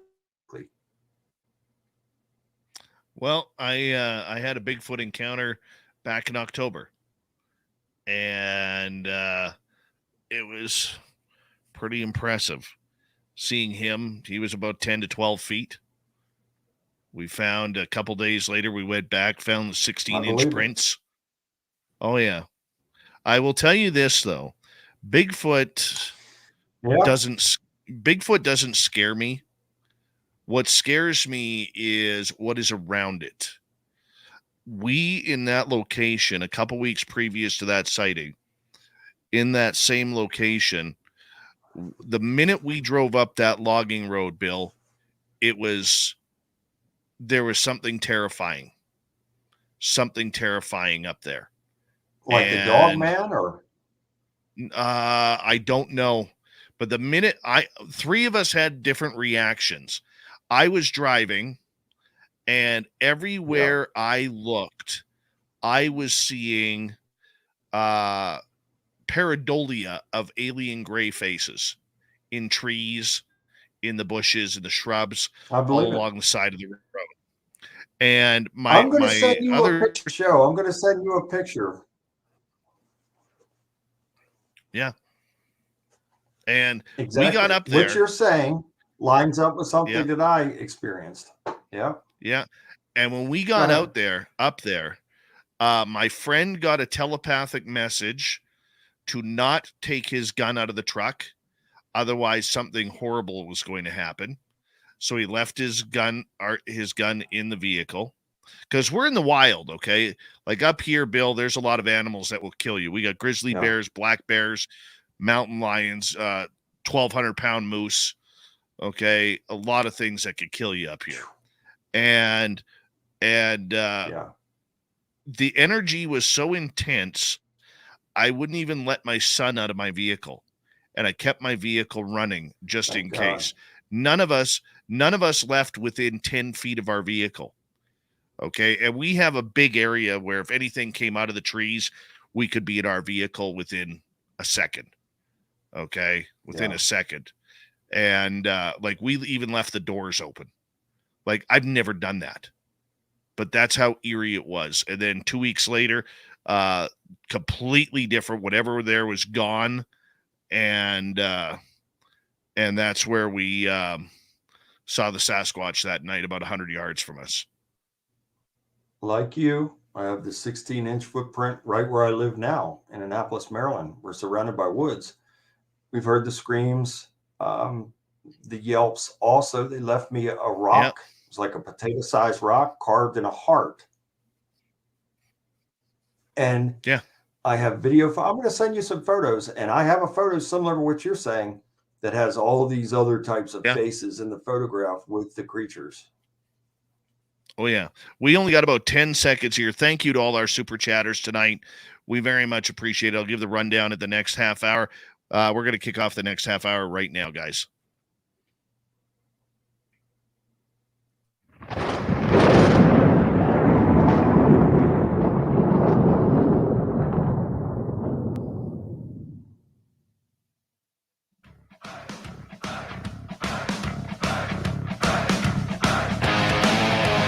Second half of Spaced Out Radio is now underway.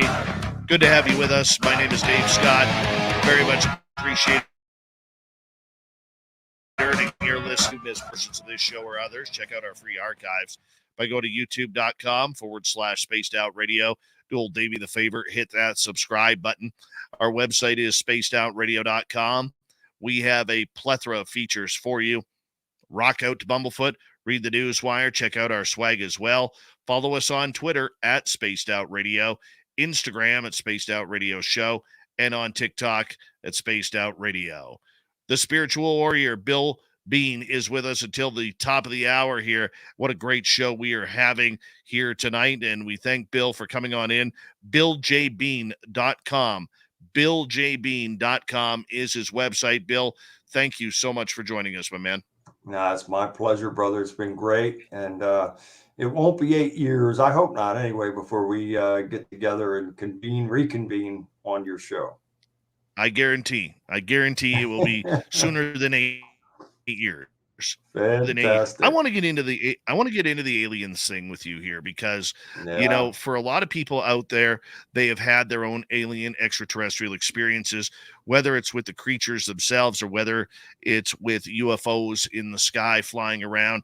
And now that UFOs over the last few years have really taken a rise in attention in the media, in the public, in the government, in the military, you know, what's your thoughts on everything that's going on here right now? It's all leading somewhere. And I believe that where it's leading to is the attempt by the devil to literally take the world over. But God is not going to allow this. So it's leading to the final showdown. So all these things are being revealed. And again, they're being revealed in increments. A lot more could be revealed, but they're not going to do that. So it's sort of like spoon feeding the masses right now that these beings and craft are real, and B, they are on planet Earth in a variety of ways. And so this is very much a spoon feeding process that is leading to something absolutely just earth-shattering, a momentous event. I truly believe this. And again, if what I say is true, and there are 70 scriptures in the Bible that talk about this, the divine chariots of God, Yahweh. If in fact these chariots are on both sides, divine, used by angelic forces and the demonic forces. And then there is another factor out there that in the vastness of Yahweh's creation, in these other planets and maybe other universes as well, there has to be life there. Why would he create something like that and only make life on planet Earth? I'm sorry, I just don't buy that. So there has to be life elsewhere out there. And perhaps they're involved in this as well in some capacity. So there's 3 sources for the sightings and communications. And then the 4th would be that our governments have this technology now, and some think that, and it is quite possible, that they have made deals with some of these evil aliens for technology to have these types of flying vehicles now. So I believe that there are 4 sources for this, and I do believe that is leading somewhere. And I think that this comes down to what the media may say at some point is an alien invasion. And I know it all sounds so far-fetched, but trust me, the truth is stranger than fiction.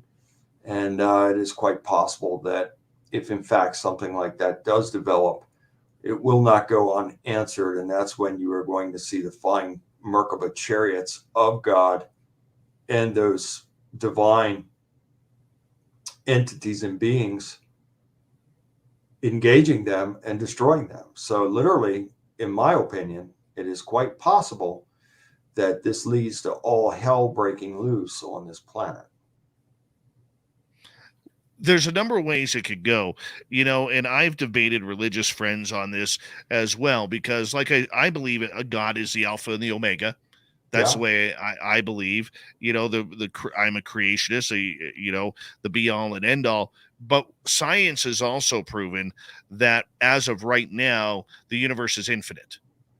And my question always to leading towards that is, if we go by biblical text that says, God built this earth in 6 days, and on the 7th day he rested.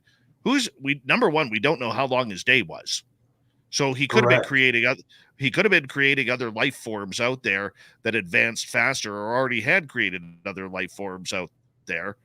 And decided, well, hey, this is a nice little place to set up a little, he may have gone, all Bob Ross on this. Oh, we're just going to put a pretty little green blue planet right over here, I wouldn't doubt it. Yeah, I wouldn't doubt that for a second. And so it amazes me, though, because I've had extraterrestrial experiences. I've had the good, I've had the bad, I've had the ugly.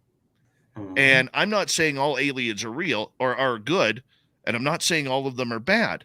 Correct. But I do believe, or pardon me, my argument on that is I don't believe that it is as biblical as they think, because we don't know if God created other life forms before us or after us that advanced in technology a lot quicker than us. I'll give you this little tidbit here. When Cain slew his brother Abel, Yahweh said to him, I'm putting a mark on you, and I'm taking you, you're evicted, you're out of the garden. And he goes, you can't evict me out of the garden. You can't send me out there. If you send me out there, they will kill me. Who are they? Think about that for a second.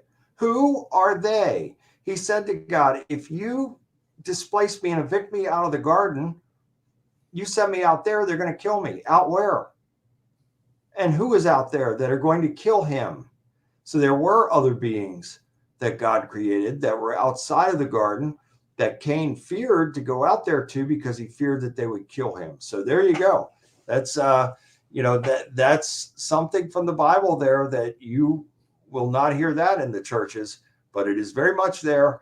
And so Cain was afraid that when Yahweh was evicting him out of the garden, that he was putting him out there outside of the garden where others were going to kill him.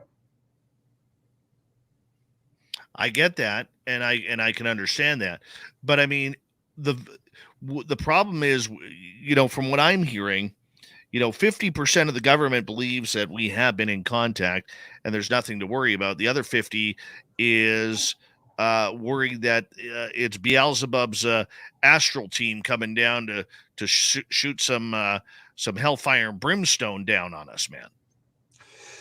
Well, I could say this, and again, this is from a biblical perspective. History does repeat itself.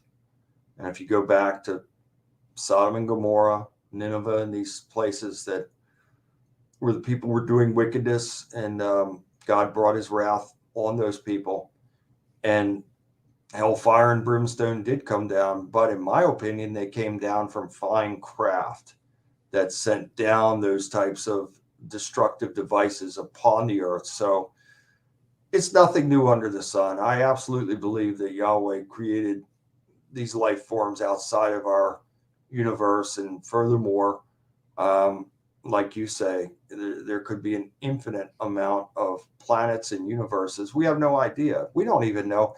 When you really think about this, if we don't use our full brain capacity, which has been said that we only use a small percentage of brain capacity, well, that means, say, if we're using 10% of brain capacity, there's 90% of something going on around us that we cannot see, hear, feel, or touch. Can you imagine? Oh, very true. So Very true. again, there could be so many different life forms that are around us that we have no perception of. And it takes us right back to what you were saying a few minutes ago about being in that area, to where those alien types of beings were in that area that were far more frightening to you than any of those Sabe creatures. I believe that because I have a photograph from, was it last year, I think, that a wooded area near where my home is. I took this photograph and it showed pretty much what you were describing there. So I know it's real. I've had these personal encounters, as you have as well. And but I don't pretend to know how God did this and how many beings he created and where he created them. We just don't know that, but they are real. And I do believe that some of them are here on planet Earth now. Do you believe then that we have been contacted or visited by other life forms outside of this planet? Absolutely. Absolutely. And there are those in the alphabet agencies, in the dark shadows and clandestine places, that they know this, and they're probably still having regular communication. And furthermore, for all we know, and I've done a lot of research into it, there are places like Area 51, Dulce, New Mexico, Fort Meade, Maryland, and other places that have supposedly these underground alien installations where these beings exist underground, and they are part of cooperation projects between man and these beings. And many think that this is how we've got this gigantic technological leap over the last 100 years. Very true. So should we be afraid of aliens? Well, I'll say it like this.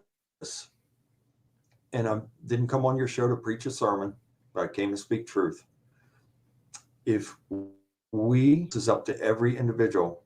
I can't force or twist anybody's arm to believe anyway, nor do I want to. But for me, I don't have any fear of anyone or anything. And I'll tell you why, because God is first in my life. I trust in him 1,000,000%. He has saved me. He has transformed my life, and he continues to bless me more than I could ever imagine. I had a life that was so bad, Dave, that I was seeking death. And now I have a life that's so blessed that I wouldn't trade my life with anybody's life on planet Earth. So for me, I have to continue to get first, and he blesses me and protects me and empowers me. So that, for me, that's the only way. Let's get some audience questions here, if you don't mind. And let's start with, we had that question. Blue Cruz here. Are demons the disembodied spirits of the Nephilim? It's been said that, and it is quite possible. The Nephilim were wicked because the men tried to sustain them with food and then couldn't sustain them, and they started eating the men, so they became man-eaters. And so the Nephilim, again, were part angel and part human being. So they were supernatural creatures, but they also had human characteristics, and they certainly, according to the scriptures, were man-eaters. So they loved flesh. And so when they were eradicated most from the earth by the great flood, it is possible that those spirits roamed the earth. And we could go back to the book of Job on this, to where the devil actually checks in with God, and he says to the devil, "Where have you been?" He says, "I've been roaming the earth, up and down the earth, to and fro in the dry places." And so it is quite possible that when these Nephilim were eradicated from planet Earth, then they were disembodied demonic spirits that were seeking human host bodies. All right, let's go to Blue Cruise again. Is there any truth to Jesus communicating with or being connected to aliens? Nothing biblical, but I will say this. Well, I say nothing biblical, but at the same time, perhaps maybe because the Star of Bethlehem, I think that was a UFO that led those wise men there and others. And I don't believe that was just some random star. That was under intelligent control. So it is very possible that Yahshua, Jesus the Christ, and you think about it, if he is the son of the Most High God, Yahweh Elohim, if he is the son, then certainly he would be privy to having any and every type of supernatural experience that you could imagine, which would mean that he would have these connections, interactions with, and scripturally also, he told the apostles that he had other sheep and other flocks that he tended to. So perhaps he was referring to some type of otherworldly beings. I can't say for sure, but I would imagine, when you're talking about the Christos, the Christ, the one that Yahweh saves through, I would imagine he would be privy to anything and anything. And think about this too, Dave. When Jesus was in the wilderness for 40 days, and the devil came and tempted him, who could come to the Son of God and take him to a pinnacle, a high place, to see it all? And he said, if you get on your knees and worship me, it's all yours. Number one, just that statement alone would indicate to me that the devil felt that it was his birthright to have the world. So that's a whole other topic for another show. Secondly, he took the Christ, the Christos, took him. Okay, so in my opinion, he took him on a flying craft and went up, and perhaps there was computer screens inside of the craft that showed him the world and said, look, if you get down and worship me, it's all yours. So there are scriptures in there that could lead in that direction of such an otherworldly type of experience. And again, I say, if the Christ, being the Son of God, he would be privy to any and every type of experience, including this type of extraterrestrial experience as well. Let's go to Science Bob here, our resident scientist, who is asking, what kind of training does an exorcist get before they get to do one? Well, I'll tell you this right now, for me, that's supernatural in itself as well, because usually people go to schools or they go to seminary school or whatever. And a lot of people, even in the seminary schools, priests are terrified. They don't want to be a part of something like that. So this, has to be a calling from God. I would never have done this. It was never in my thoughts ever to do this, but God chose me to do it. So when he chose me to do it, I spent 4 years in serious biblical studies. And as part of those studies, I studied about spiritual deliverance, exorcism. No man ever taught me how to do this. But I did study about things. And then God guided me in it. It might sound like crazy talk, but I'm telling you the truth. No man guided me in any of this. I did the work as far as studies. But then God did his part as far as literally helping me to do the right things and say the right things, what I believe are effective and have been effective in helping thousands of people all around the world. So I can't speak else. But in my case, it was a very supernatural calling, and almost, Dave, I would never claim to be anything. I would never say I'm anything special or anything. I just don't. I won't. But I will say this, that God has given me gifts, and he gives me a knowing of things. So it's like an automatic knowing of what to do and what to say. And that's how this came about in the actual warfare preparation in engaging in this type of spiritual warfare. Let's continue on here. We have a question coming in from the UK with Tony. Bill, have you ever come across the infamous Men in Black I sure have on a couple of occasions. One time it was in Maryland, and I had a lawn service at the time. It was probably like 1997, and I was having a lot of UFO. I didn't seek these things. They came to me, and I started documenting them in 1995. My phones were tapped. Vehicles railing me, black copters. That still goes on to this day. And this one particular day, I had a lawn service back then. I was going to cut a client lawn. No one was home. And as a matter of fact, the people didn't even live there anymore. They had moved to Virginia, but they were maintaining the property. The house was going to be property or something. So they paid me to cut the lawn, maintain the property.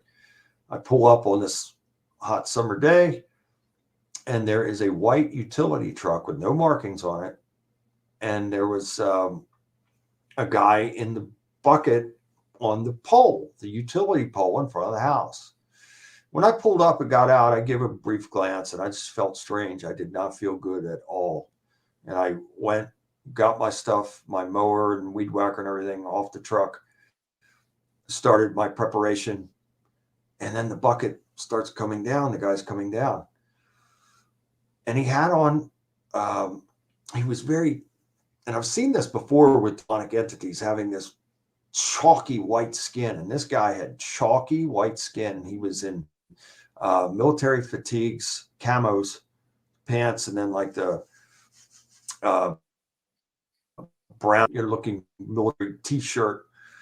And he had these thick black, he had black hair, and he had these thick, I mean, the thickest black glasses I've ever seen in my life. And he came down, and we were probably within 15 feet of each other. And I just felt, I can't describe the feeling. It was like my skin was crawling. And I said, "Hi, how you doing?" The voice, the guy repeated back to me in this robotic type of voice, "Hi, how you doing?" Like almost like a Terminator type of thing. And man, when he said that, it's just like my skin was absolutely crawling. He stepped out of the bucket and had these thicker than thick black glasses on, staring at me, and then just slowly, robotically moved, got into the truck, and it was almost like I was being guided away from him. I went towards the right side of the house, and he got into the truck, and the truck took off. And so I called, after it was over with, I called the homeowner in Virginia, and I said, this guy was, it was a very strange experience. This guy was in a utility truck. He was up on your pole. He says, I don't know why he was up there. There's no electricity on the house or anything. There'd be no reason for him, for any utility people to be there because I don't have anything turned on in the house. That was one of two experiences that I've had with those types of individuals, entities, whatever you want to call them. And in each encounter, I absolutely felt threatened, under complete surveillance. Those are two times among many others that I felt like I was in danger. And yet at the same time, I praise God for protecting me. So yes, I have had those experiences. Bill, we got less than a minute to go with you, and I apologize. We're not going to get to any more questions after this, but we will bring you back soon. Tell everybody where they could find your ministry, where they could find information about you. And I want to thank you again, Brother Dave. Thank you so much. I've enjoyed the time with you and do look forward to coming back again. I want to thank all of you out there for watching as well. I pray that 2023 is a great year for you, Dave, and your family, and for everybody out there. And if you're out there and you're in need of spiritual, don't hesitate. Visit BillJBean.com. You can contact me directly from the site. I'll get back to you as quickly as possible. If you want to get a copy of my brand new book, Tales from an Exorcist, same thing. BillJBean.com. Go visit the site, and we'll get you a copy out as soon as possible. Bill, it's always a pleasure. You're one of the great ones out there, and thank you for doing what you do. We very much appreciate it. Thank you, my brother, and God bless you, and I'll look forward to the next time. Absolutely. Bill Bean, the spiritual warrior, BillJBean.com. Coming up next in hour number 3, we are going to head to the swamp. Then our resident Timbit, little Timmy Senor, is back from the DL and getting ready to join us on the UFO Report.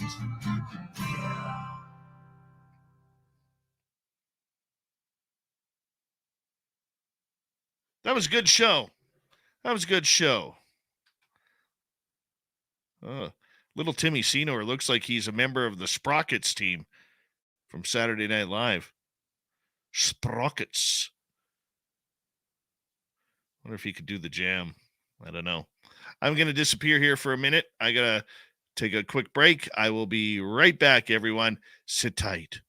And maybe I'll grow some facial hair while I'm taking a break. Be right back.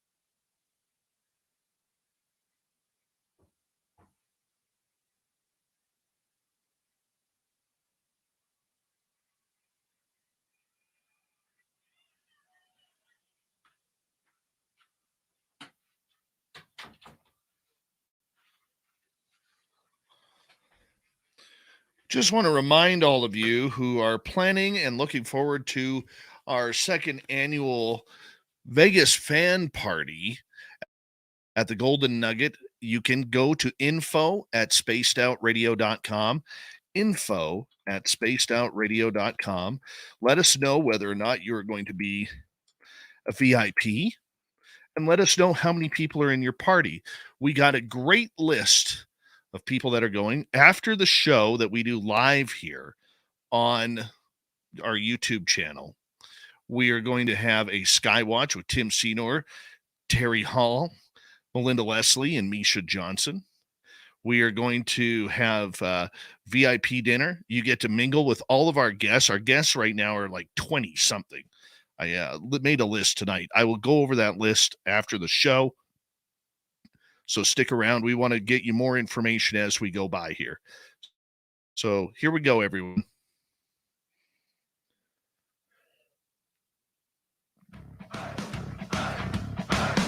Would you like to connect with us? Head to spacedoutradio.com for all your latest show info. Now, back to Dave Scott and SOR. Third and final hour of Spaced Out Radio is now underway. My name is Dave Scott. Thank you so much for taking the time to tune us on in. We very much appreciate earning your listening ears wherever you are on this beautiful planet we call Earth. Hello to everyone listening in on our terrestrial affiliates around North America, digitally on Odyssey Radio, TalkStream Live, and KPNL. All of our archives are free. Join us at youtube.com/Spaced Out Radio. Do old Davey the favor, hit that subscribe button. The Desert Clam has set the password for tonight in the SOR Space Travelers Club. Waftier is your password. Use it wisely, space travelers, as the Clam sets the password each and every night right here on Spaced Out Radio. Our website is spacedoutradio.com. We have a plethora of features for you.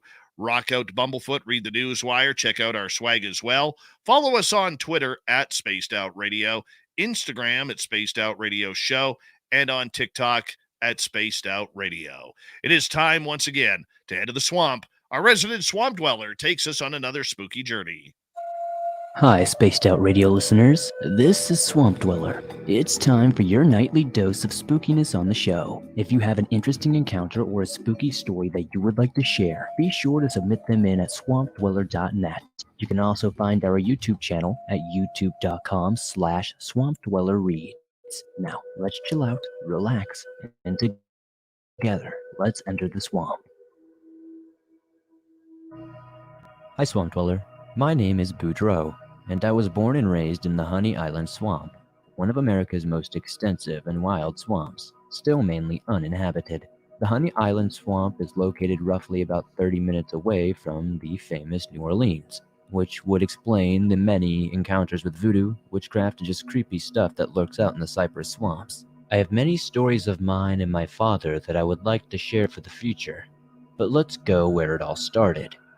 I grew up on a shack built upon a pontoon due to the unexpected changes in the water levels on the West Pearl River, and we lived off the land eating whatever we could catch, hunt, or anything in between.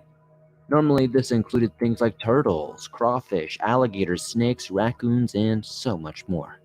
These were the times before the ever-expanding suburbs and the swamp tour boats were encroaching, so we could live in peace without being judged. But this also meant that the wildlife and other unexplainable things were more likely to take place. By the time I was 10 years old, I would run our small crawfish boat, or pirogue, deep into the swamp to check out our crawfish traps or trot lines, so I could help put food on the table for my parents and our 4 siblings. On this particular event, I took the small, motorized crawfish boat north towards the Bouge Chateau to chat a trot and jug lines and maybe shoot a few animals from the ship for food. My motor was killed when I finished making my rounds through the sloughs and inlets. As luck would have it, I had no form of paddle on board, and the strong current of the Pearl River was pulling me downstream.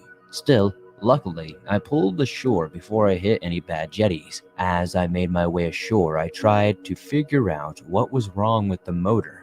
It was from the early 50s, so it could just be that it was old. After an hour of rest with no luck with the engine, the sun began to set and I wasn't too worried, for I've spent many nights in the swamp alone, which may not be ideal or even scary to others, but that's not a big deal.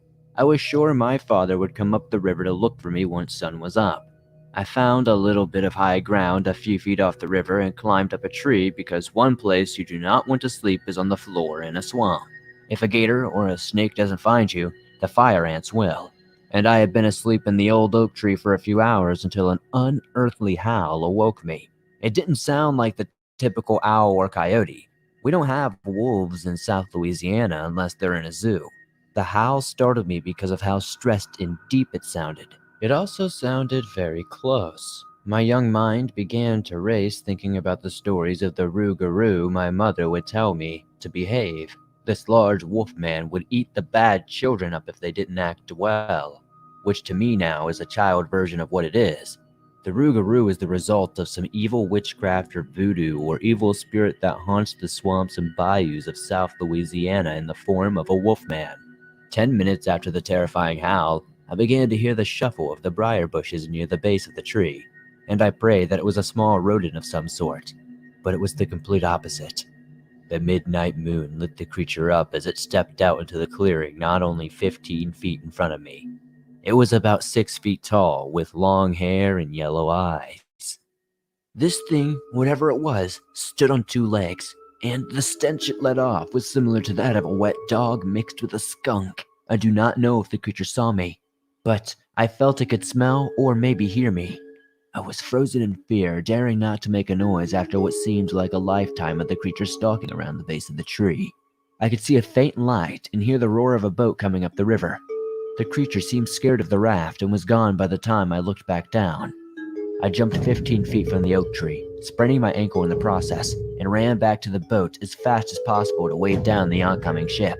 I safely returned home that night and was terrified to enter the swamp alone with or without proper equipment. I learned that the swamp holds much more than we know, for it is the unexplored areas that these creatures live.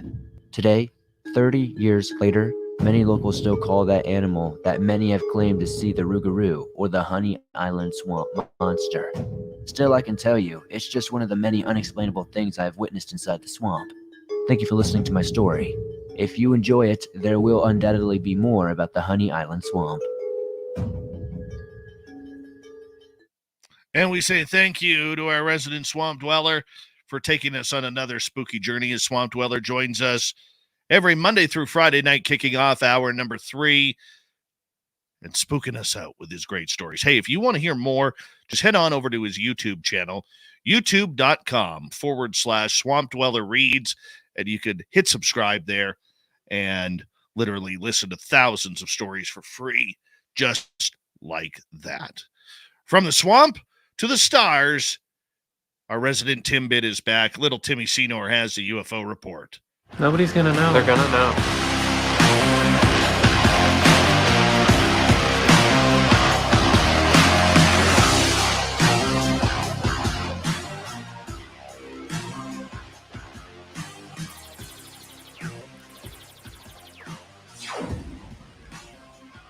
Well, it's good to have Tim off the DL list and back in action performing tonight. I mean, a couple of weeks ago, he was saying he had to leave early because, the wife was calling, and he had to go on the DL list last week because his wife bit him.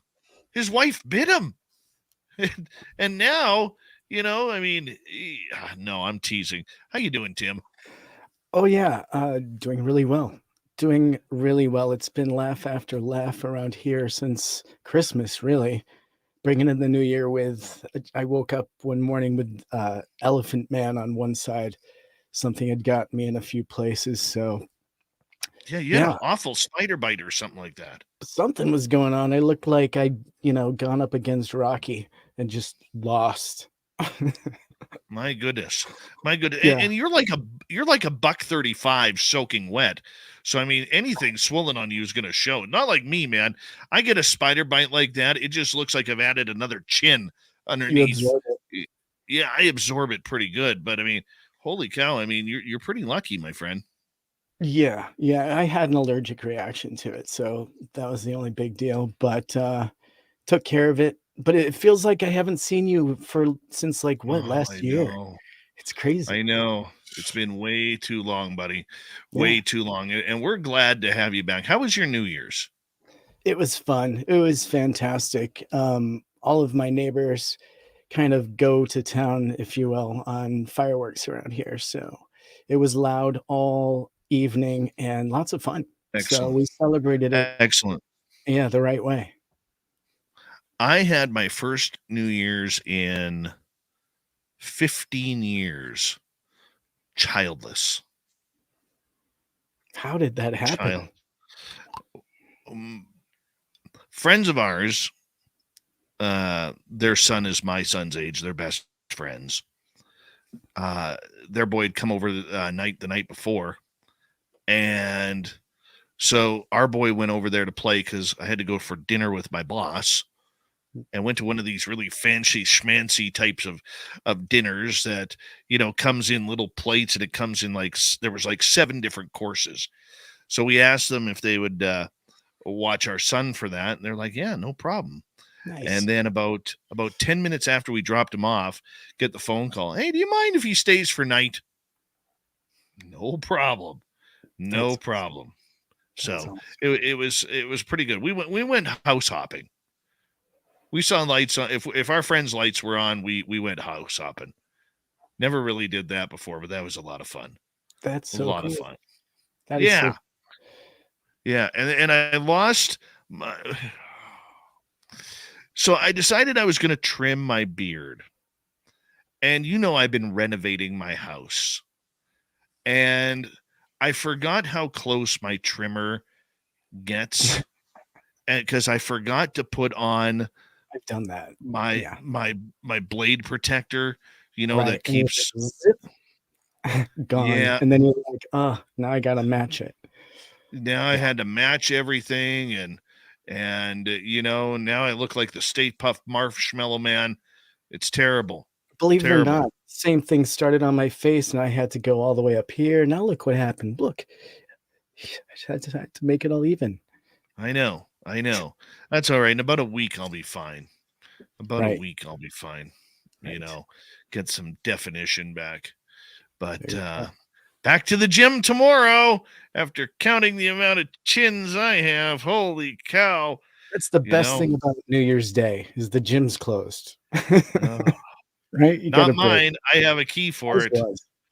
Oh, you can get in anytime. Sweet. That's awesome. It is pretty cool. 24. Man, the round table we just did, we had a great panel for the round table, the year-end round table that really kicked things off with looking back at the year that was, and in ufology especially, because it was the year of the UFO.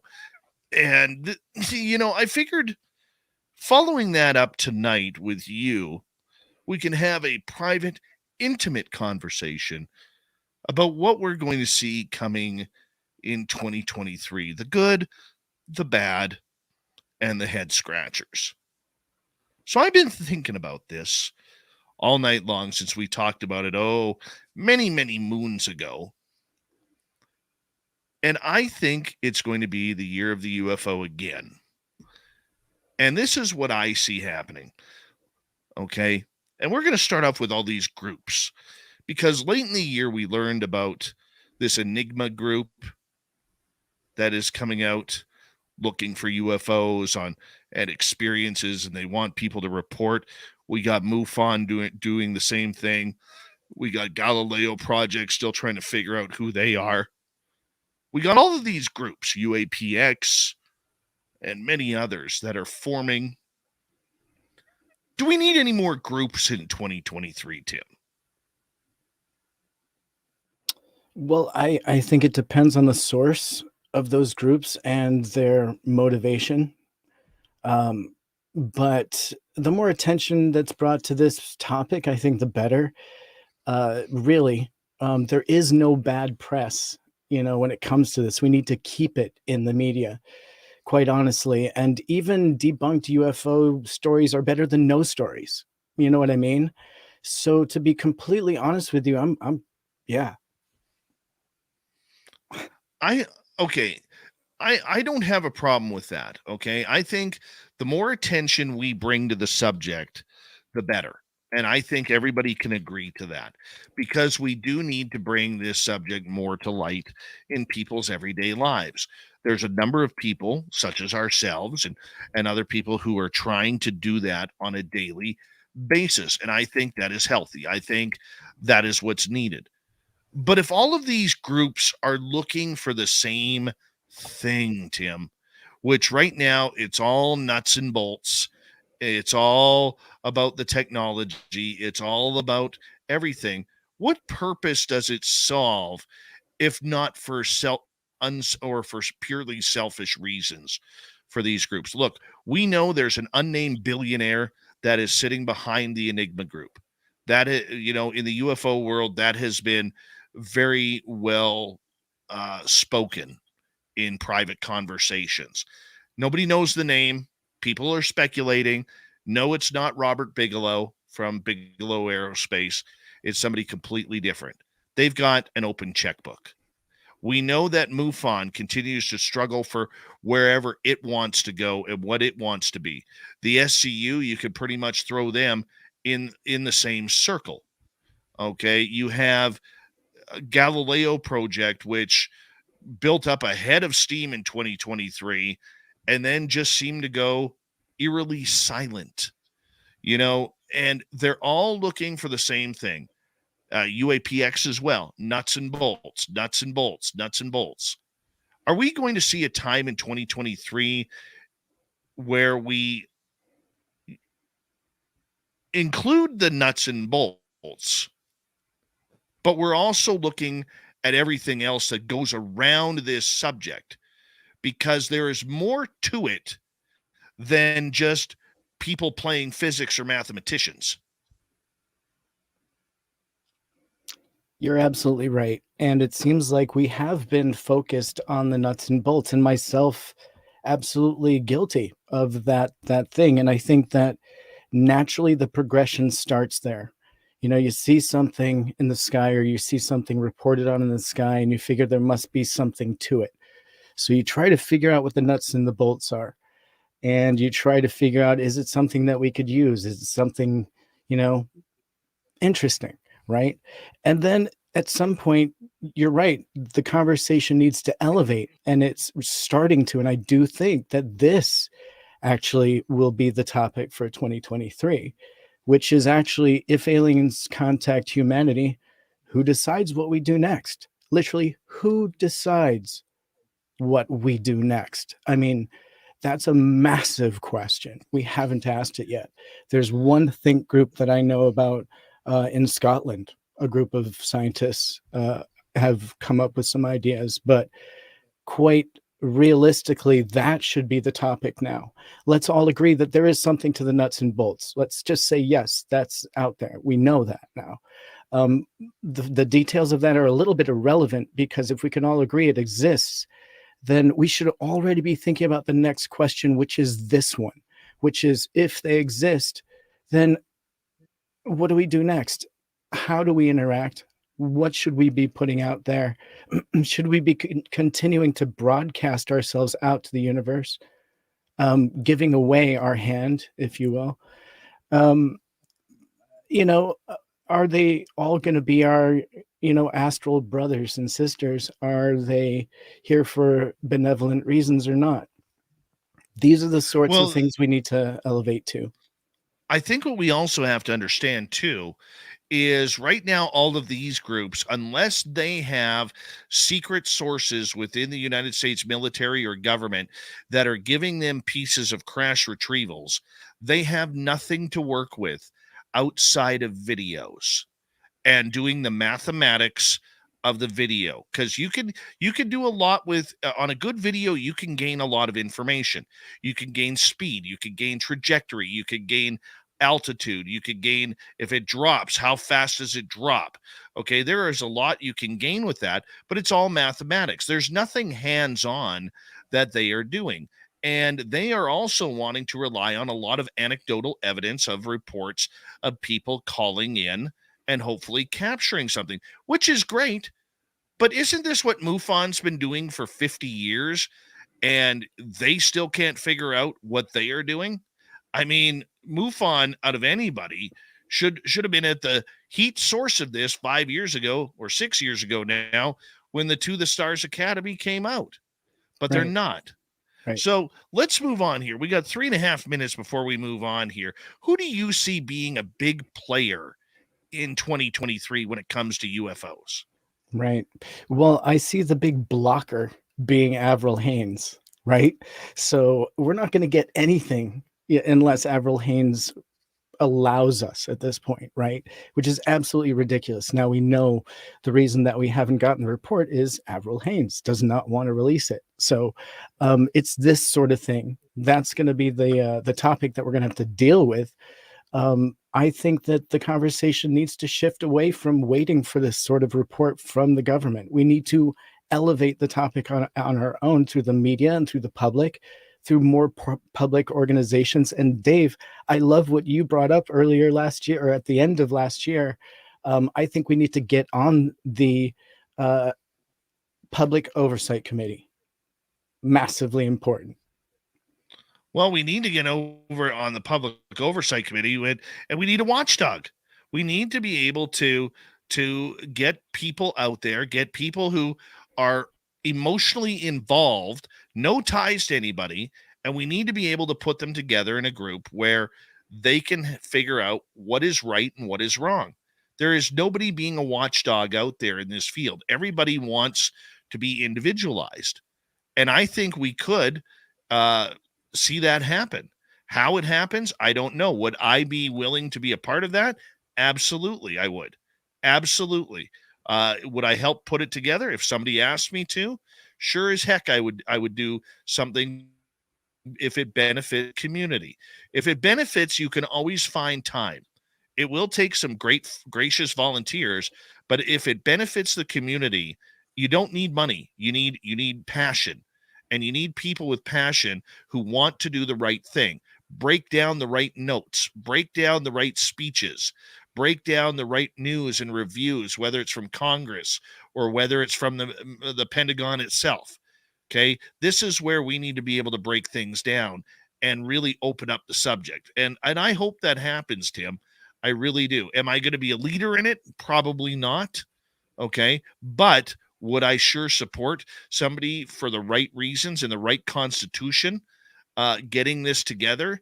And if they said, hey, Dave, we need help with PR, or we need help getting the message out, or building a media list, I am all there, because I am that passionate about what is needed for this field. Because these good people who listen to this show, Tim, they're tired of being played like a rag doll. They're in an emotional tug of war with the Pentagon on one side and the selfish people on the other side playing them for the information, all in the name of disclosure. Ladies and gentlemen, let us eliminate the word disclosure for 2023. That is the big one. And we'll get to that when we come back, because that's a whole different conversation right there. But I mean, we need to be able to get that information out. How do we do it? Press releases. How do you do it? Going on interviews on shows, whether it's UFO podcasts or maybe a local television show, a news channel picks you up that's covering this story. That's how you do it. It builds small and it would grow. And that's where we need to focus. Tim, I'm going to get you to hold on right there, because we are going to go to break here at the bottom of the hour. We're going to continue the UFO report, a look towards what may happen in 2023 with our resident UFO guy, Tim Senor. We call him the Timbit around here. Disclosure. Does it change meaning in 2023? We'll get to that next on Spaced Out Radio.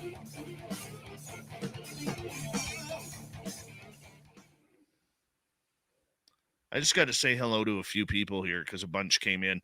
Hi, D. Swagger. Hi, Deb from SAC. Who else showed up here late? There was a couple of you there. Sovereign Farts, keep on ripping hard, buddy. Fart hard, my friend. Fart hard. Search and Destroy, how you doing, buddy? Let's see here. I think I got them all now. Super Duke. Yep.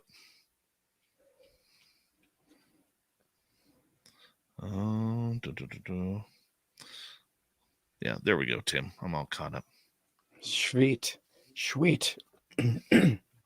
So yeah, I donned my sprockets outfit tonight. I'm Dieter, obviously. Very nice. Yeah. Hey, did you see that incident between Buffalo Bills and Cincinnati Bengals tonight? What? No, that's my team. Oh my God, DeMar Hamlin, one of the defensive backs for Buffalo, makes a tackle, and then he jumps up from the tackle, stands up.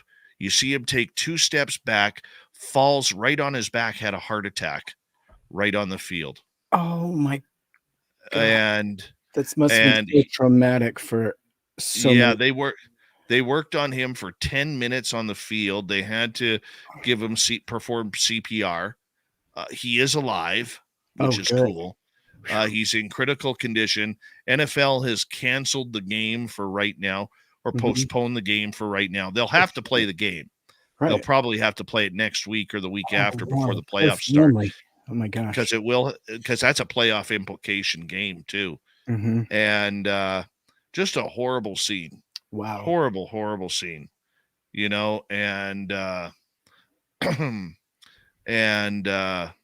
it's the guy's only 24 years old.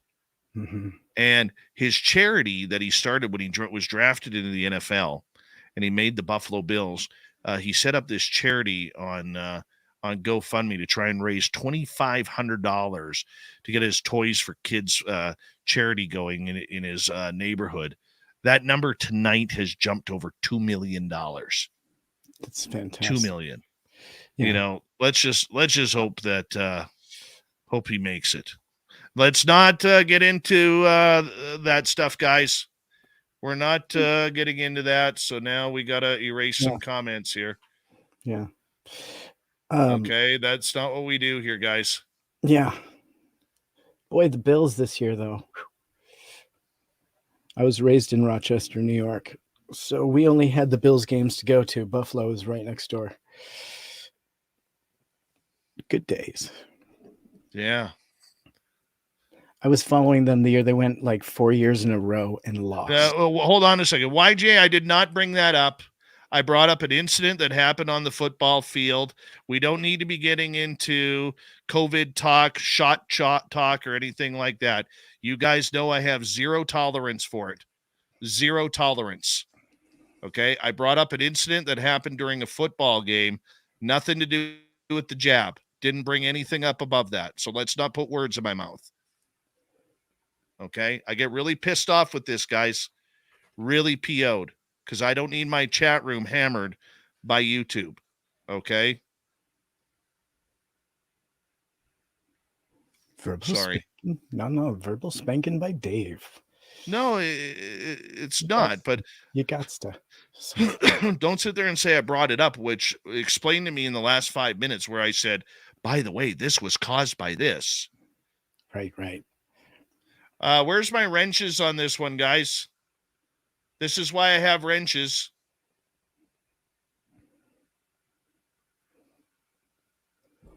E.T., phone home, please.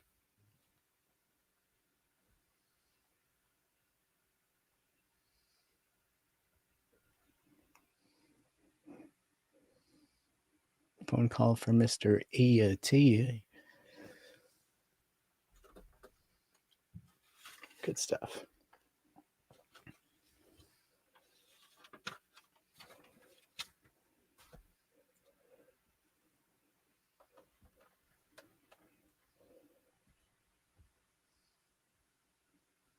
So what else has been going on? How much time we got? We got a little time here. What else you got? We got 20 seconds. I can't talk to you right now. I got to monitor a chat room. You're doing. Oh, Yeah. I'm sorry, buddy. I'm sorry. Baby, sit away, please. I get it.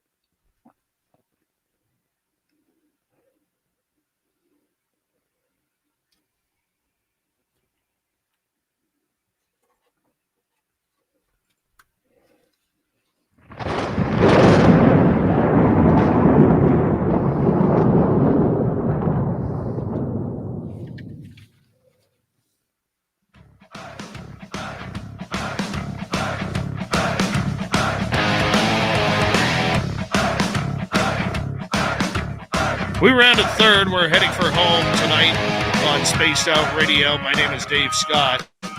Thank you so much for joining us. We really do appreciate earning your listening ears wherever you are on this beautiful planet we call Earth. Hello to everyone listening in on our terrestrial affiliates around North America, digitally on Odyssey Radio, TalkStream Live at KPNL. All of our archives are free.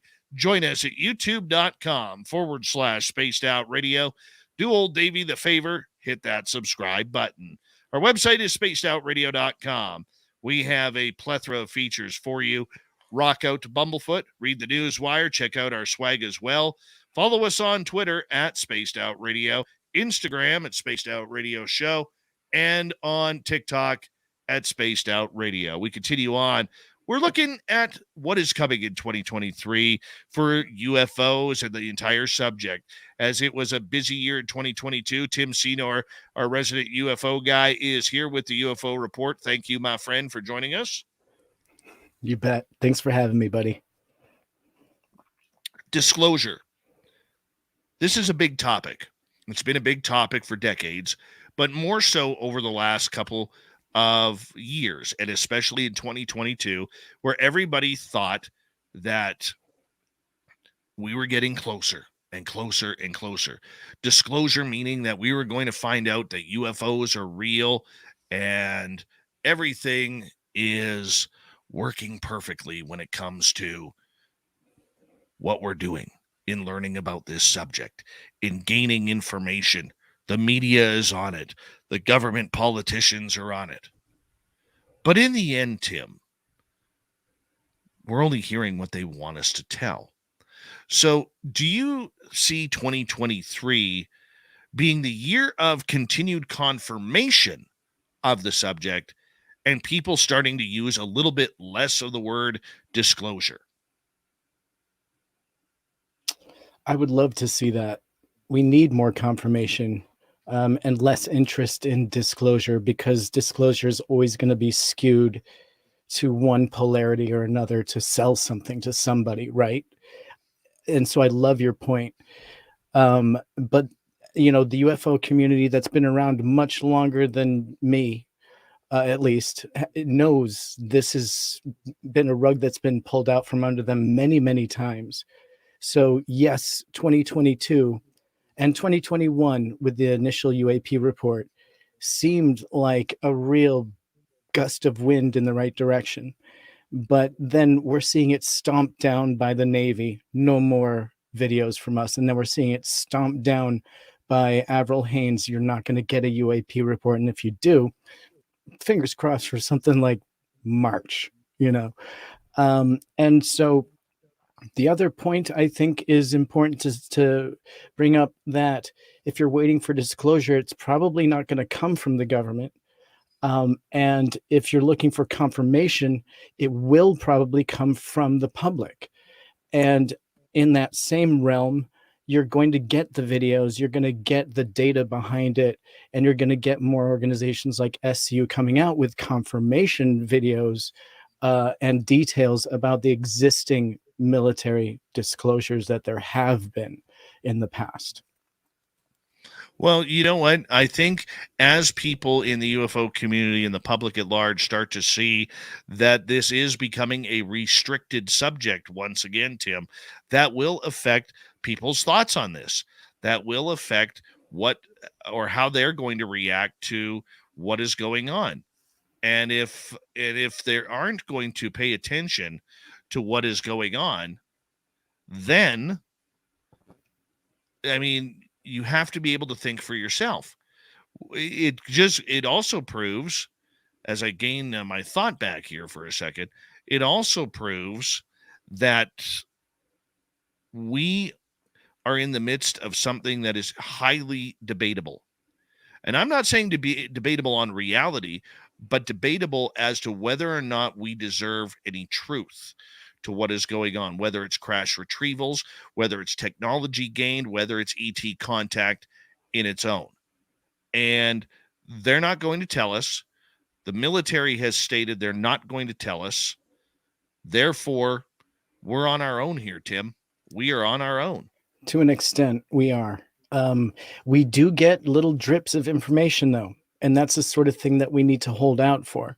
It may not come from normal sources, but like you said, you in particular are a media person, and so you can appreciate that the stories that are important need to be carried on by the media and put out, and they can't just be swept under and the topic be controlled by the Wall Street journals out there that want to kind of numb this audience to this topic. But the new documents that were released by the Pentagon that show that NORAD had actually been brought in right after the UAP report was released in 2020 rather, I believe. And so once NORAD was brought in, you start to find out that all sorts of questions were being asked behind closed doors. And so we realize now that even though they may have come out with a statement, and NORAD may have even said something along the lines of, we don't have anything of interest at this point, but understand that they review hundreds and hundreds of videos, and a lot of them are still left with a question mark at the end of it. So that's the sort of report that behind closed doors they're looking into. We know they have the information because we're told through good media and journalistic sources that they are given the information. So if we know that, we can draw the lines ourselves. We don't need anyone to tell us. We don't need anyone to specifically come out and say that these things are happening. But if you listen to the drips and you understand what those conversations would entail and how those conversations must have taken place, then you understand that the information is in fact being passed on. And perhaps the fact that we didn't get a report is irrelevant because we know that they're discussing it. And the fact remains that the fact that Avril Haines has blatantly blocked this report from coming out screams to the fact that there must be something more to it. If there was nothing, this would have been released. They would have been so happy to release those 100 videos explained.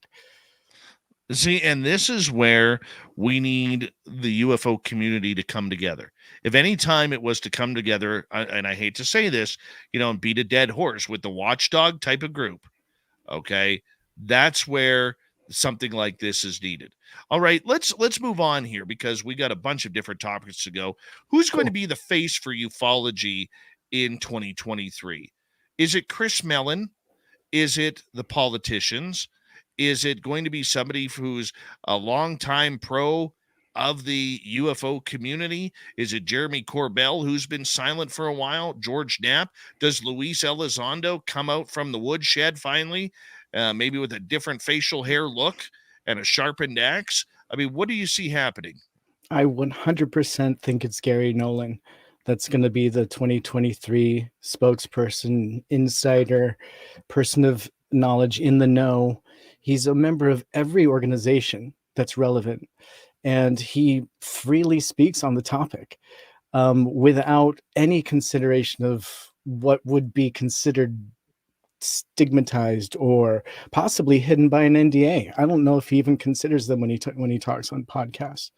So to be completely honest, my eyes are on Gary P. Nolan. I see us getting more and more Chris Mellon. I don't see Chris Mellon doing a lot of interviews, but I see him speaking through his blog about the channels that he is trying to forge within the government community. I don't see any politicians coming on up and really jumping on the bandwagon. I think those days are done, as many of these state senators and Congress people are going to probably being forced to back off due to the fact that the military industrial complex is going to say, hey, Remember how you build those M1A1 tank parts, or those F-35 engines, or the tires for the F-22s? Yeah, we remember too. Would you like us to move those out of your state? Then shut up. Shut up. And I see that happening because that's the pull we're seeing right now. That's the pull. I mean, think about it, man. If I mean, most of our audience is American. You're American. I can't be the only guy from out of town or out of country who notices this. But why aren't you guys a little bit more upset that your military is telling your government the way it's going to go down with UFOs, rather than your government telling the military how it's going to go down? Dude, you should listen to our community, because we are outraged. I mean, the UFO community, not me personally, I don't actually understand it. To me, I don't think it's up to them. There's, Eisenhower warned us against this, that there wouldn't be that one group would have the military complex, right? The military industrial complex. It is a machine. And, you cannot really find a notch in the armor to throw a wrench in. And we're seeing that distinctly played out by the blocking of that UAP report and the controlling of this topic on the Hill. I mean, the American public doesn't have a lot of control over what the military does. We can respond, but even at the same rate, that's not really heard or of anybody's concern. We can obviously write and call the ODNI and, request that report and, let them know about our outrage about that. But short of that, there's not much individually that we can do here in this country. Now, that being said, I would love to highlight the fact that we should also consider supporting some of the decisions that our military makes. I know that seems counterintuitive to this group and even to hearing myself say it, but there's obviously a massive reason that they've made this decision on the brink of releasing the report and on the brink of, quote unquote, disclosing this pretty much in a massive way. Now, we still may get a historical report. We don't know. They're looking into 1945 and until now, so we'll see. But I don't know, man. I kind of would love to hear your thoughts at this point. What do you think? Joe Monk brings up a good point. Okay. In the chat room about Elon Musk. Could we see Elon Musk? Because don't forget, he has now stepped into the UFO page here, guys. Mm-hmm. Okay. When he came out a couple weeks before Christmas stating that all of a sudden his rockets have been noticing anomalies following them after launch. Okay. And remember what we've told you, every launch since Gemini has been followed. So could we see Elon Musk now getting into the UFO front? Great point. Okay. That could be a big one and a real silent play. I mean, could you imagine the people screaming at NASA if he all of a sudden came out saying anything more? I mean, it's very interesting how NASA has absolutely not responded to Musk saying anything regarding the anomalies that have been following his rockets. Yeah, he's the guy that writes the NDAs. He doesn't sign NDAs typically, so he can say whatever he wants. Now, again, let's remember who we're talking about. So you may or may not hold a lot of validity in a lot of what he says, but given maybe he has talked to his pilots and his astronauts, and in which case maybe he is on another level of in the know, and let's hope so. And you could be absolutely right, Joe, because that is the kind of pioneer this topic needs. Somebody that has nothing to gain or lose by it, and absolutely would be interested in the technology and would be open about that. And I think if, he cracked open a UFO and they had a new iPhone 2,000, 5,000, whatever it is, he would probably be the first guy to like share it with the public. So, of course, he would do it for a price tag, but at the same rate, I use Starlink and think it's fantastic. So, yeah. Oh, I see it happening. I think we have to keep a very close eye on that, and we have to see what is going on. Dude, he Okay. sold a flamethrower. He designed and sold a flamethrower on his website. Who does that? It's the coolest guy in the world. I mean, come on.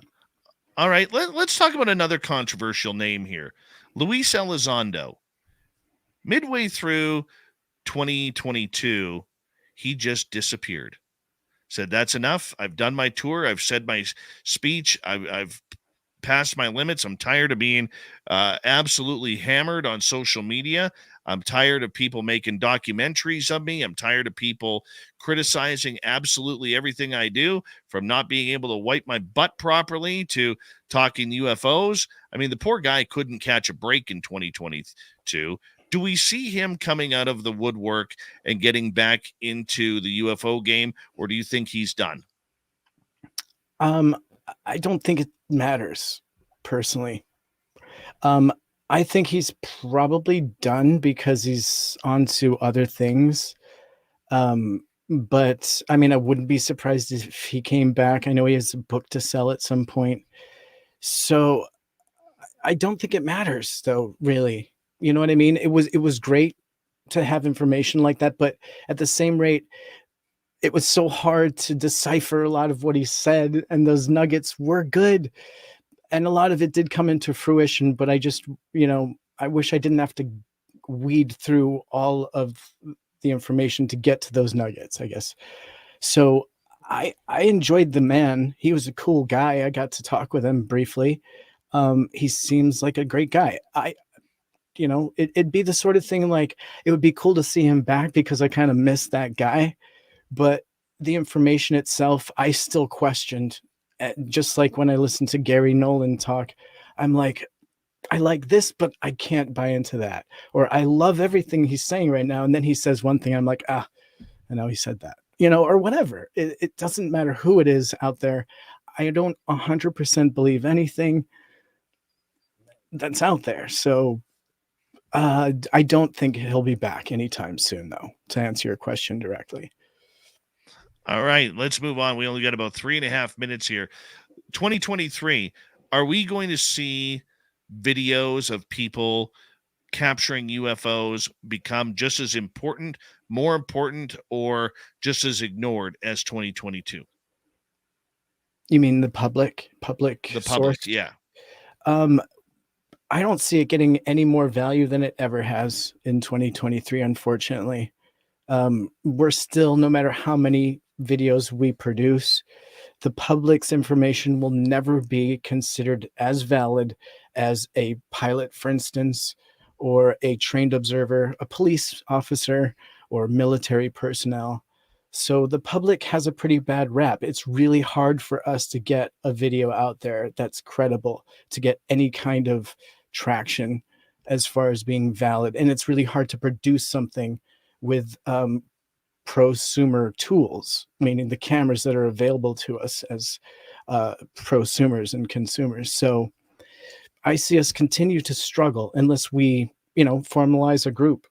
And again, that's again expensive, but I see us continuing to struggle in the public producing videos. Yeah, I have that same feeling, unfortunately, that, people are going to capture some incredible footage this year, things that they have never seen before, and they're going to be put all over the internet, all over social media, and they are just going to be pushed to the wayside because you are who you are. Yeah. And you, like me, is an absolute nobody. Absolute nobody. Because we don't have our pilots' wings, whether they're commercial or whether they're military. And that is going to be a very, very difficult process. Okay, let's get to one final topic tonight. By the end of 2023, Where do you see we have gained traction in this field? I would say that Joe Public probably knows what a UAP is now. I think that that's, if nothing else, what this community and this topic has succeeded at doing, is putting it in the mouths of everybody. And everyone has to consider it as something real. Now, I hate saying UAP. I know how you feel about that, but it is a word that has really just hit the public. Be it from Jeremy Corbell or whatever that source is for that terminology, it doesn't matter. I think that the public's understanding of that being a reality and that the government may actually consider it something real, I think that that is pretty massive on its own. Well, you know what? I think that the big thing that we're going to see here is I think we're going to have a lot of people jumping off the UAP bandwagon and back on the UFO bandwagon. You Yes, know what? We indeed. need to, I think 2023 shows the public trying to take more control of this subject. I like Proper ufologists being more important than ever, and getting the message out is going to become more important. That's what I see happening in 2023, and that's going to be where we fall right into place for our listeners and our viewers on YouTube and Twitch. And I look forward to that. Tim, a great UFO report to kick off the year with you. Thank you so much, my friend. Thank you. And we'll talk to you in a couple of nights. And a big thank you to Swamp Dweller as well for another spooky story coming out of the swamp. And of course, our guest tonight, the spiritual warrior, Bill Bean. Man, did he take us on a nice journey tonight. That was weird. Can't believe I hadn't interviewed him in 8 years. 8 years. Time flies. It really does. It was. Really, it really did. But I'm sure glad we had that opportunity to chat with him again. And Tim, we're going to turn it over to Mr. Ron Bumblefoot Thal, who's rocking in the background with Little Brother is Watching. Bumblefoot is the official music of Spaced Out Radio, rocking us in and out of every single show. Get your horns up for the guitar god himself. Special thanks to everybody listening in at work, at home, in your cars, wherever you may be. Thank you to everyone in our chat rooms tonight. YouTube, Spreaker, Twitch, LGAP, Facebook, the Space Travelers Club. And I know I'm missing a couple more, but we're going to round it out on Twitter at hashtag Spaced Out Radio. I know you're out there somewhere. Remember, this show is copyright by Spaced Out Radio and SOR Media Ventures Limited. Thank you so much for choosing to share your evening with us, because together, my friends, make a mistake. We're watching. We own the night. Mr. Bumblefoot, we need a favor. We need you to take us home.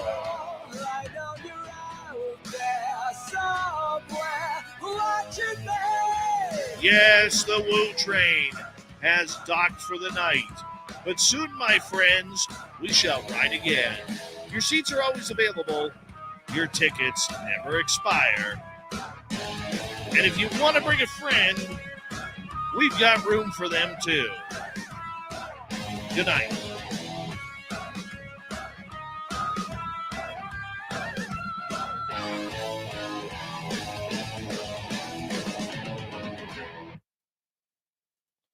There we go.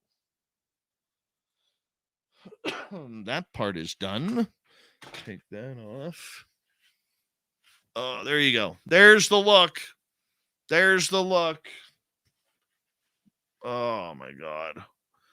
Hi, Mr. Cowley. Welcome back to the show. Oh, Mr. Cowley loves his Spaced Out Radio. Trying something different there. All right, let's do this. Let us do this. Let's go here. Let's go here. View and edit.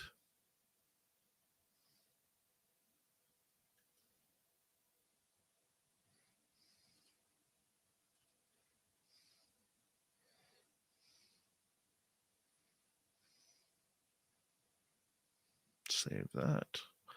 Good. Bingo. Clear that out. Get rid of that. Go like this. And I think we should be downloading. Maybe I forgot to download. I think I forgot to download the episode. Son of a gun. Did I? Shoot. Wow. Up, Dave.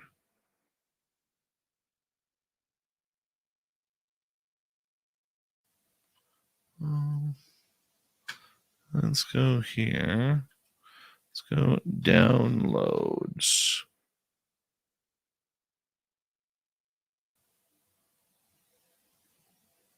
Downloads. The hell is this one called? Jan, or would that be 01? Oh, son of a gun. Maybe Jan? I gotta find the letter J. J. Give me a J.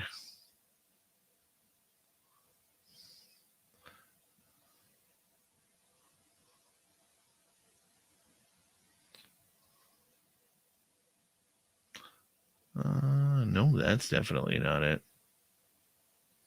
Definitely not it. Is there one with 2023 on it? Well, let's just download this thing again, shall we? Let's. I think I forgot to. Download. Bingo! No, I forgot to do it. Look at that. Would you look at that?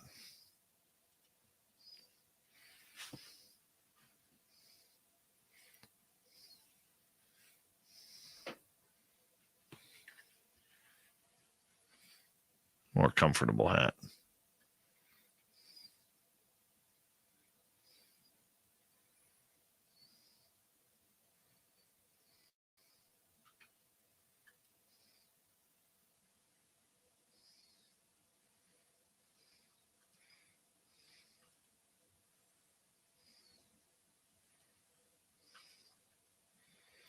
All right.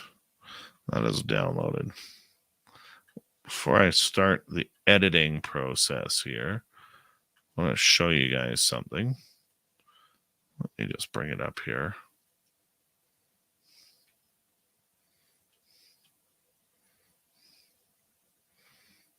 Where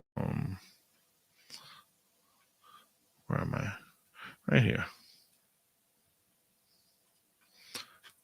For those of you who are looking at going to Vegas for our fan party, these are the cool names that we got so far. Now, this is subject to change. Okay? I don't have a lot of paranormal. I'm trying to get a few more. But there's Merle, Bigfoot guys, Carter Bouchard, Nate Rudd, Corey Rudd. Okay, the cryptid people of Varla Ventura, Bigfoot Rob, Brian Bowden, the crypto guru, Ronald Murphy, UFOs. We got Bob McGuire, Lala Bright, Katie Page, Joe Mergia, Tim Senor, Michael Schratt, Melinda Leslie, Lorian Fenton, Misha Johnson, Grant Cameron, Jim Goodall, Ben and Joe from UFO Garage, Louie and Jason from UAP Studies, Steve Stockton, Swamp Dweller maybe.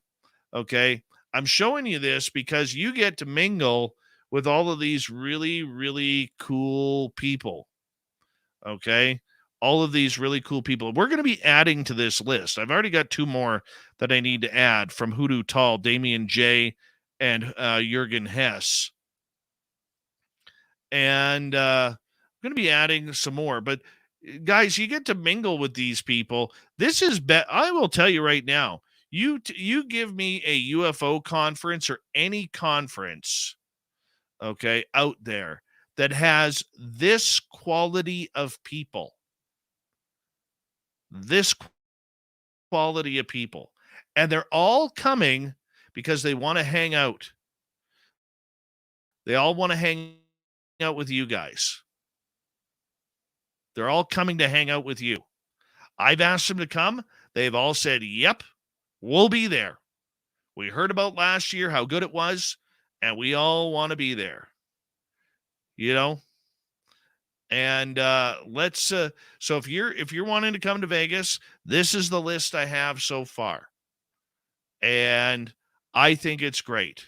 I think we got a lot of cool people. I'm going to be looking at adding more. You're going to get to chat with these people throughout the entire weekend. So if you want to go for lunch with Science Bob, or you want to go for dinner with Brian Bowden and the Guru, you go.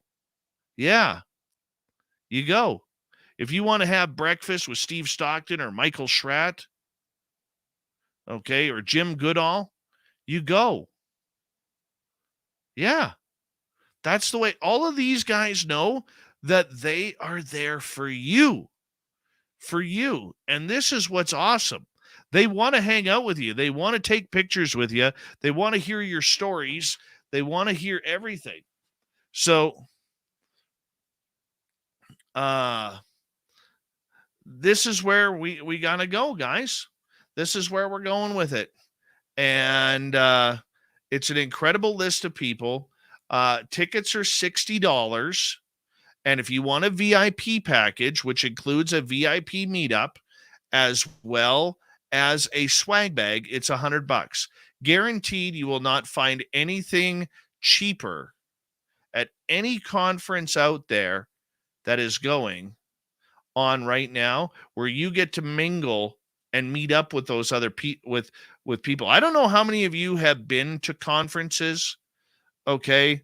But a lot of times what happens at these conferences, guys, and this is God's honest truth, a lot of times what happens at these conferences is the guest speakers, they go and hide, okay? They go and hide because they feel they're too busy to mingle with the public, okay? They feel they're too busy or too important to be part of the public eye, okay?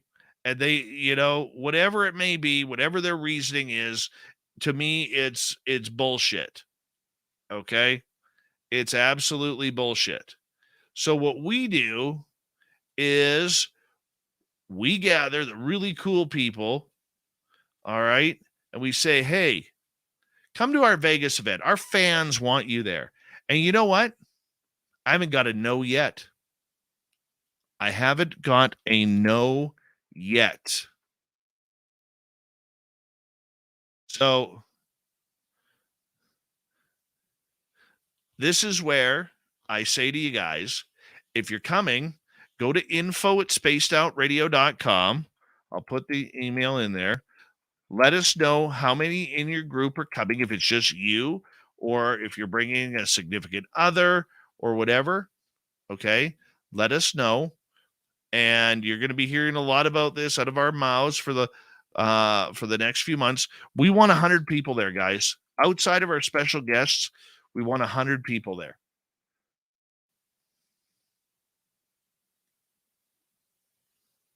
Dry toast, we'll have some babysitting for you. We'll get some babysitting. Bring them. They got the big pool there, dude. They got the big pool there with the shark tank that your kids can water slide through.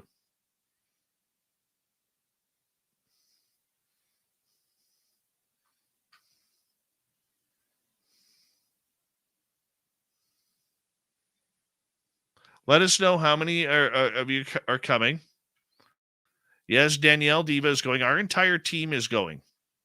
Our entire team is going to be there. So you get to hang out with us. Everybody's going to be real cool. Everybody's going to be real friendly. Everybody's going to be excited to take pictures with you. Everybody's going to be excited to sign autographs or sign books. And Merle wants to Merle it up with all of you guys. So May 19th through 21st, 2023 at the Golden Nugget in Las Vegas. Okay. You could get your tickets and your itinerary. We're just solidifying the itinerary of where we're going to have everything go down outside of the show wise. So it's going to be cool. It's going to be cool. Start to get, by the way, we're only taking VIPs up until a month beforehand, 3 weeks to a month beforehand. So if you want a VIP package, you got to get in there quick, because that is what's going to get you into the VIP party and everything like that. So get them while you can. And for all our special guests that are coming, the list that I showed you, I am going to send them all a little bit of a note and state that, that we want you there to be mingling with our fans, and we want you there to be hanging out with our good people, and they're all going to be like, oh, hell yeah, man, hell yeah, let's do it. Okay, there's the end. Cut that. So our beginning should be around here. So trust me, guys, if you want a good time, this is the time to really, really do it. Hold on.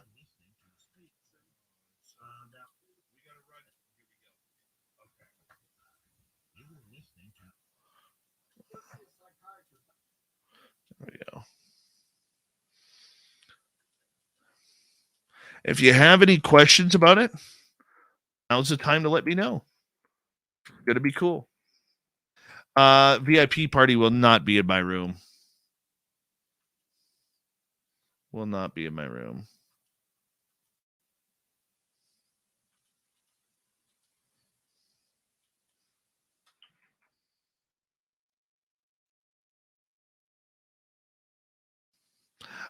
You just what you do is go to, I'm going to give you an email here, info@spacedoutradio.com, and you email in there to get tickets, and then you'll get a confirmation email back that you're on the list, and then we will be creating tickets for you, but we need to know how many, and are you going VIP or are you just getting regular tickets?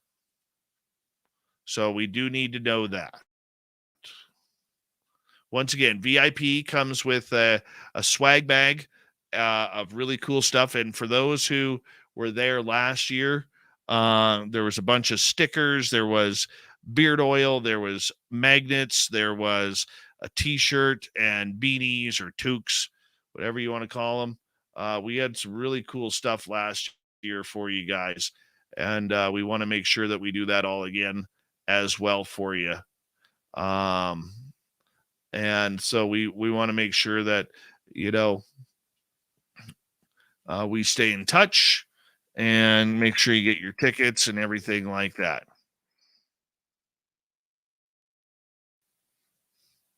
So info@spacedoutradio.com. Let us know which direction you want to go, how many people are coming with you. So if you're bringing a significant other, or you're bringing your besties or whatever it may be, that's what we need to know. Mark Sanchez was there last year. He saw the swag. Swag was pretty cool, right, Mark?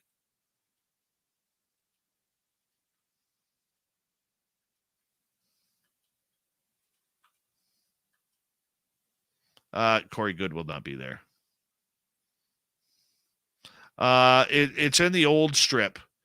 The Golden Nuggets on the old strip. The reason why we do it there is because everything's a little bit closer together.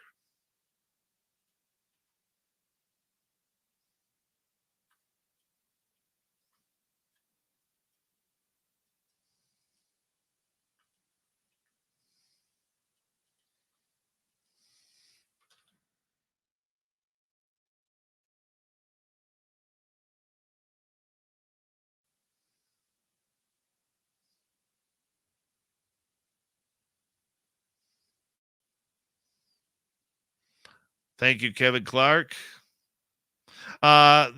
Pixie Lara, that's because they're waiting for me. I got to get everything going here, and I'll be working on that tomorrow.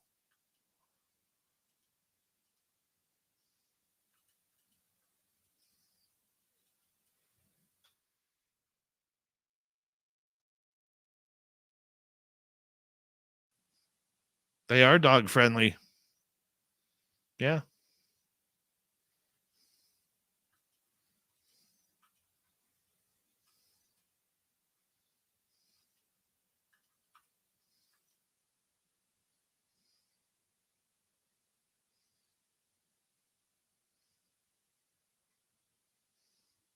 Well, Penny Van, you got to come back for that, and we'll go beat him up for you.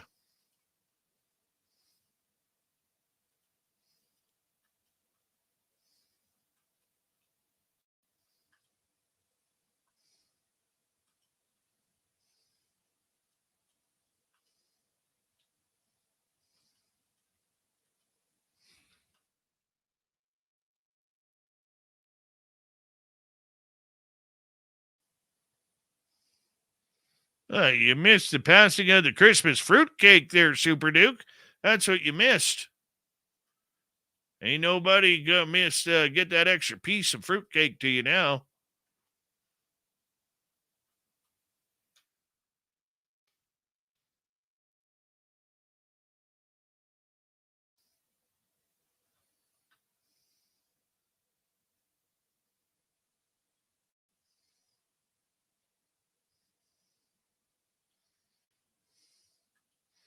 All right, so let's clear that out. Let's go like this. And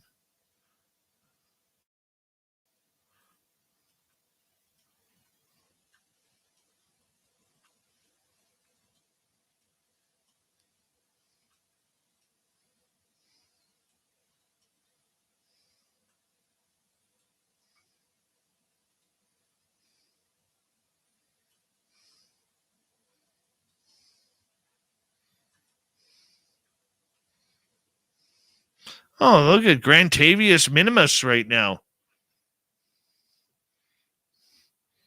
Grant got a swag bag last year. Grant, how was your swag bag?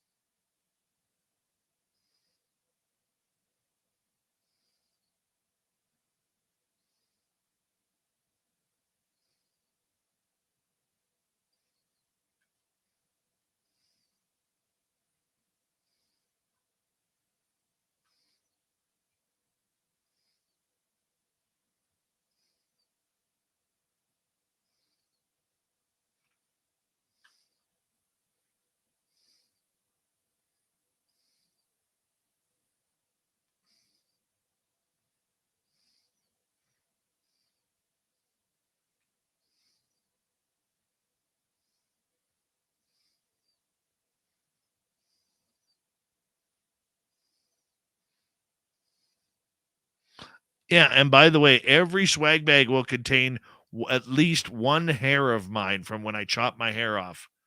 At least one hair.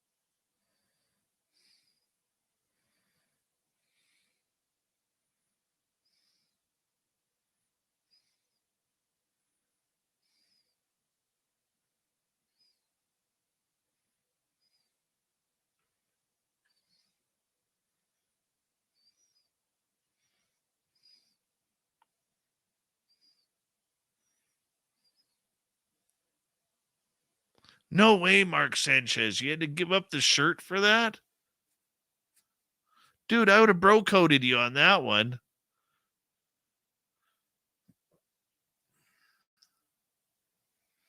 Thanks, Noble Patrick.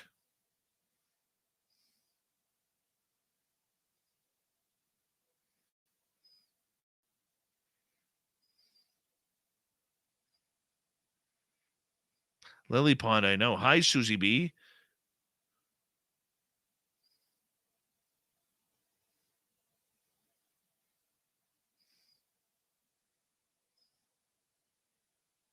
All right, that's no problem. What's my cut on that there, Doug Shelby? What's my cut on that?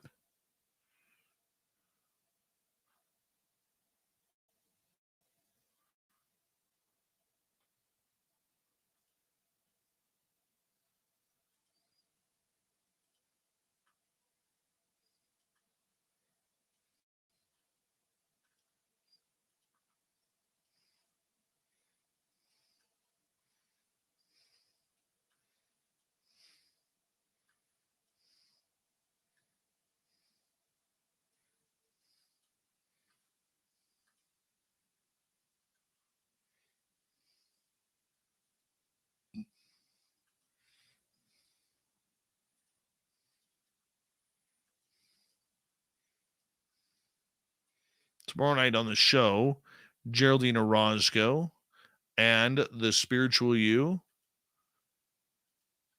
Get right into the old Geraldine thing tomorrow.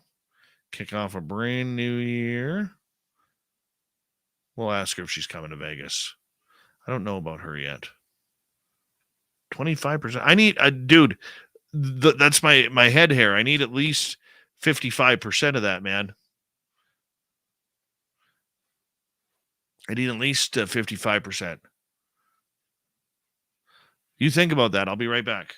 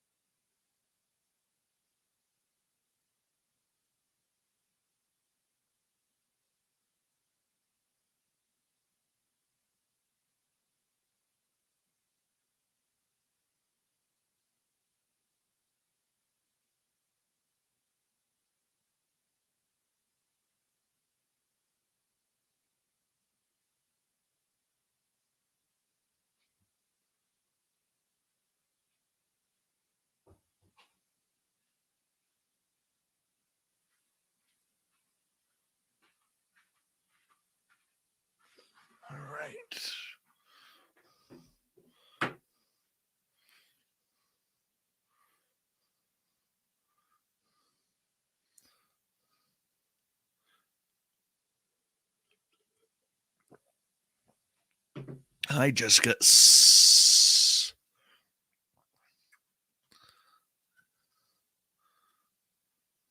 Once again, info@spacedoutradio.com.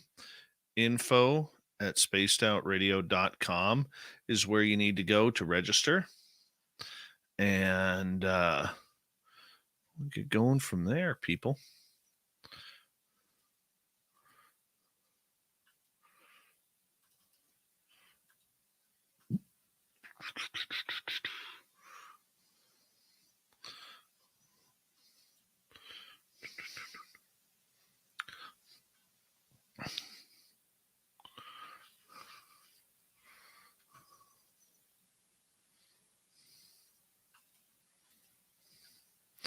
Let me see here.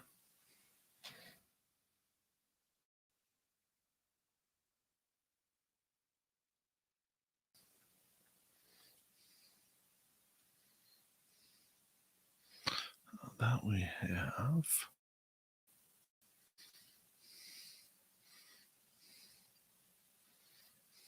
I think I got that one saved already.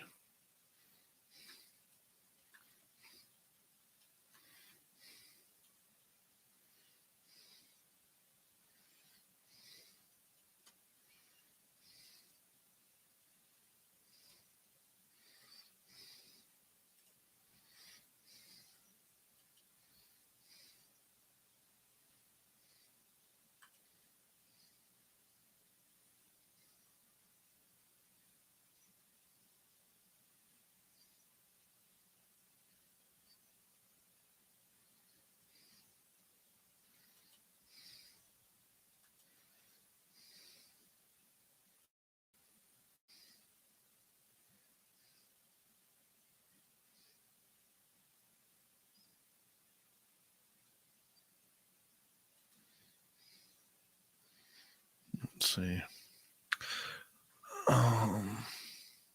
Yeah, I'll write those up tonight. I'll get the tickets all sorted out. So that way, when you email in, you guys can get your tickets right away. So, yeah.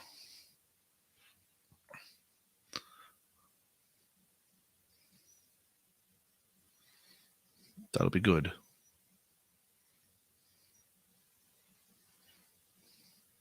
That will be good. All right, everyone. It is that time of the night to say good night to all of you. We'll be back tomorrow night on the show with Geraldine Orozco and the Spiritual You. I want to say a big thank you tonight to Cat Chaser, Amy, Patrick, Ollie, Paramarv, Lala, W. Decker, TMI, Bob ×2, Maggie, Stephen, Thomas, Steve, and Dry Toast for the amazing super chats. It's a wonderful way to kick off our year. So thank you so much, everyone. And we will do it all again tomorrow night. I hope to see you all here. Have a good one. Take care.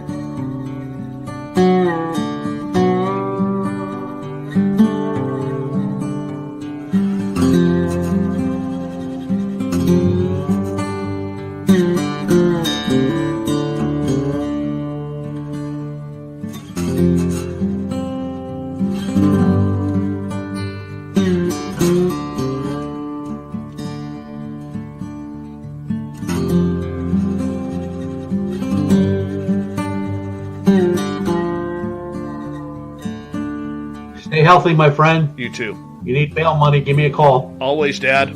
Take care. You too.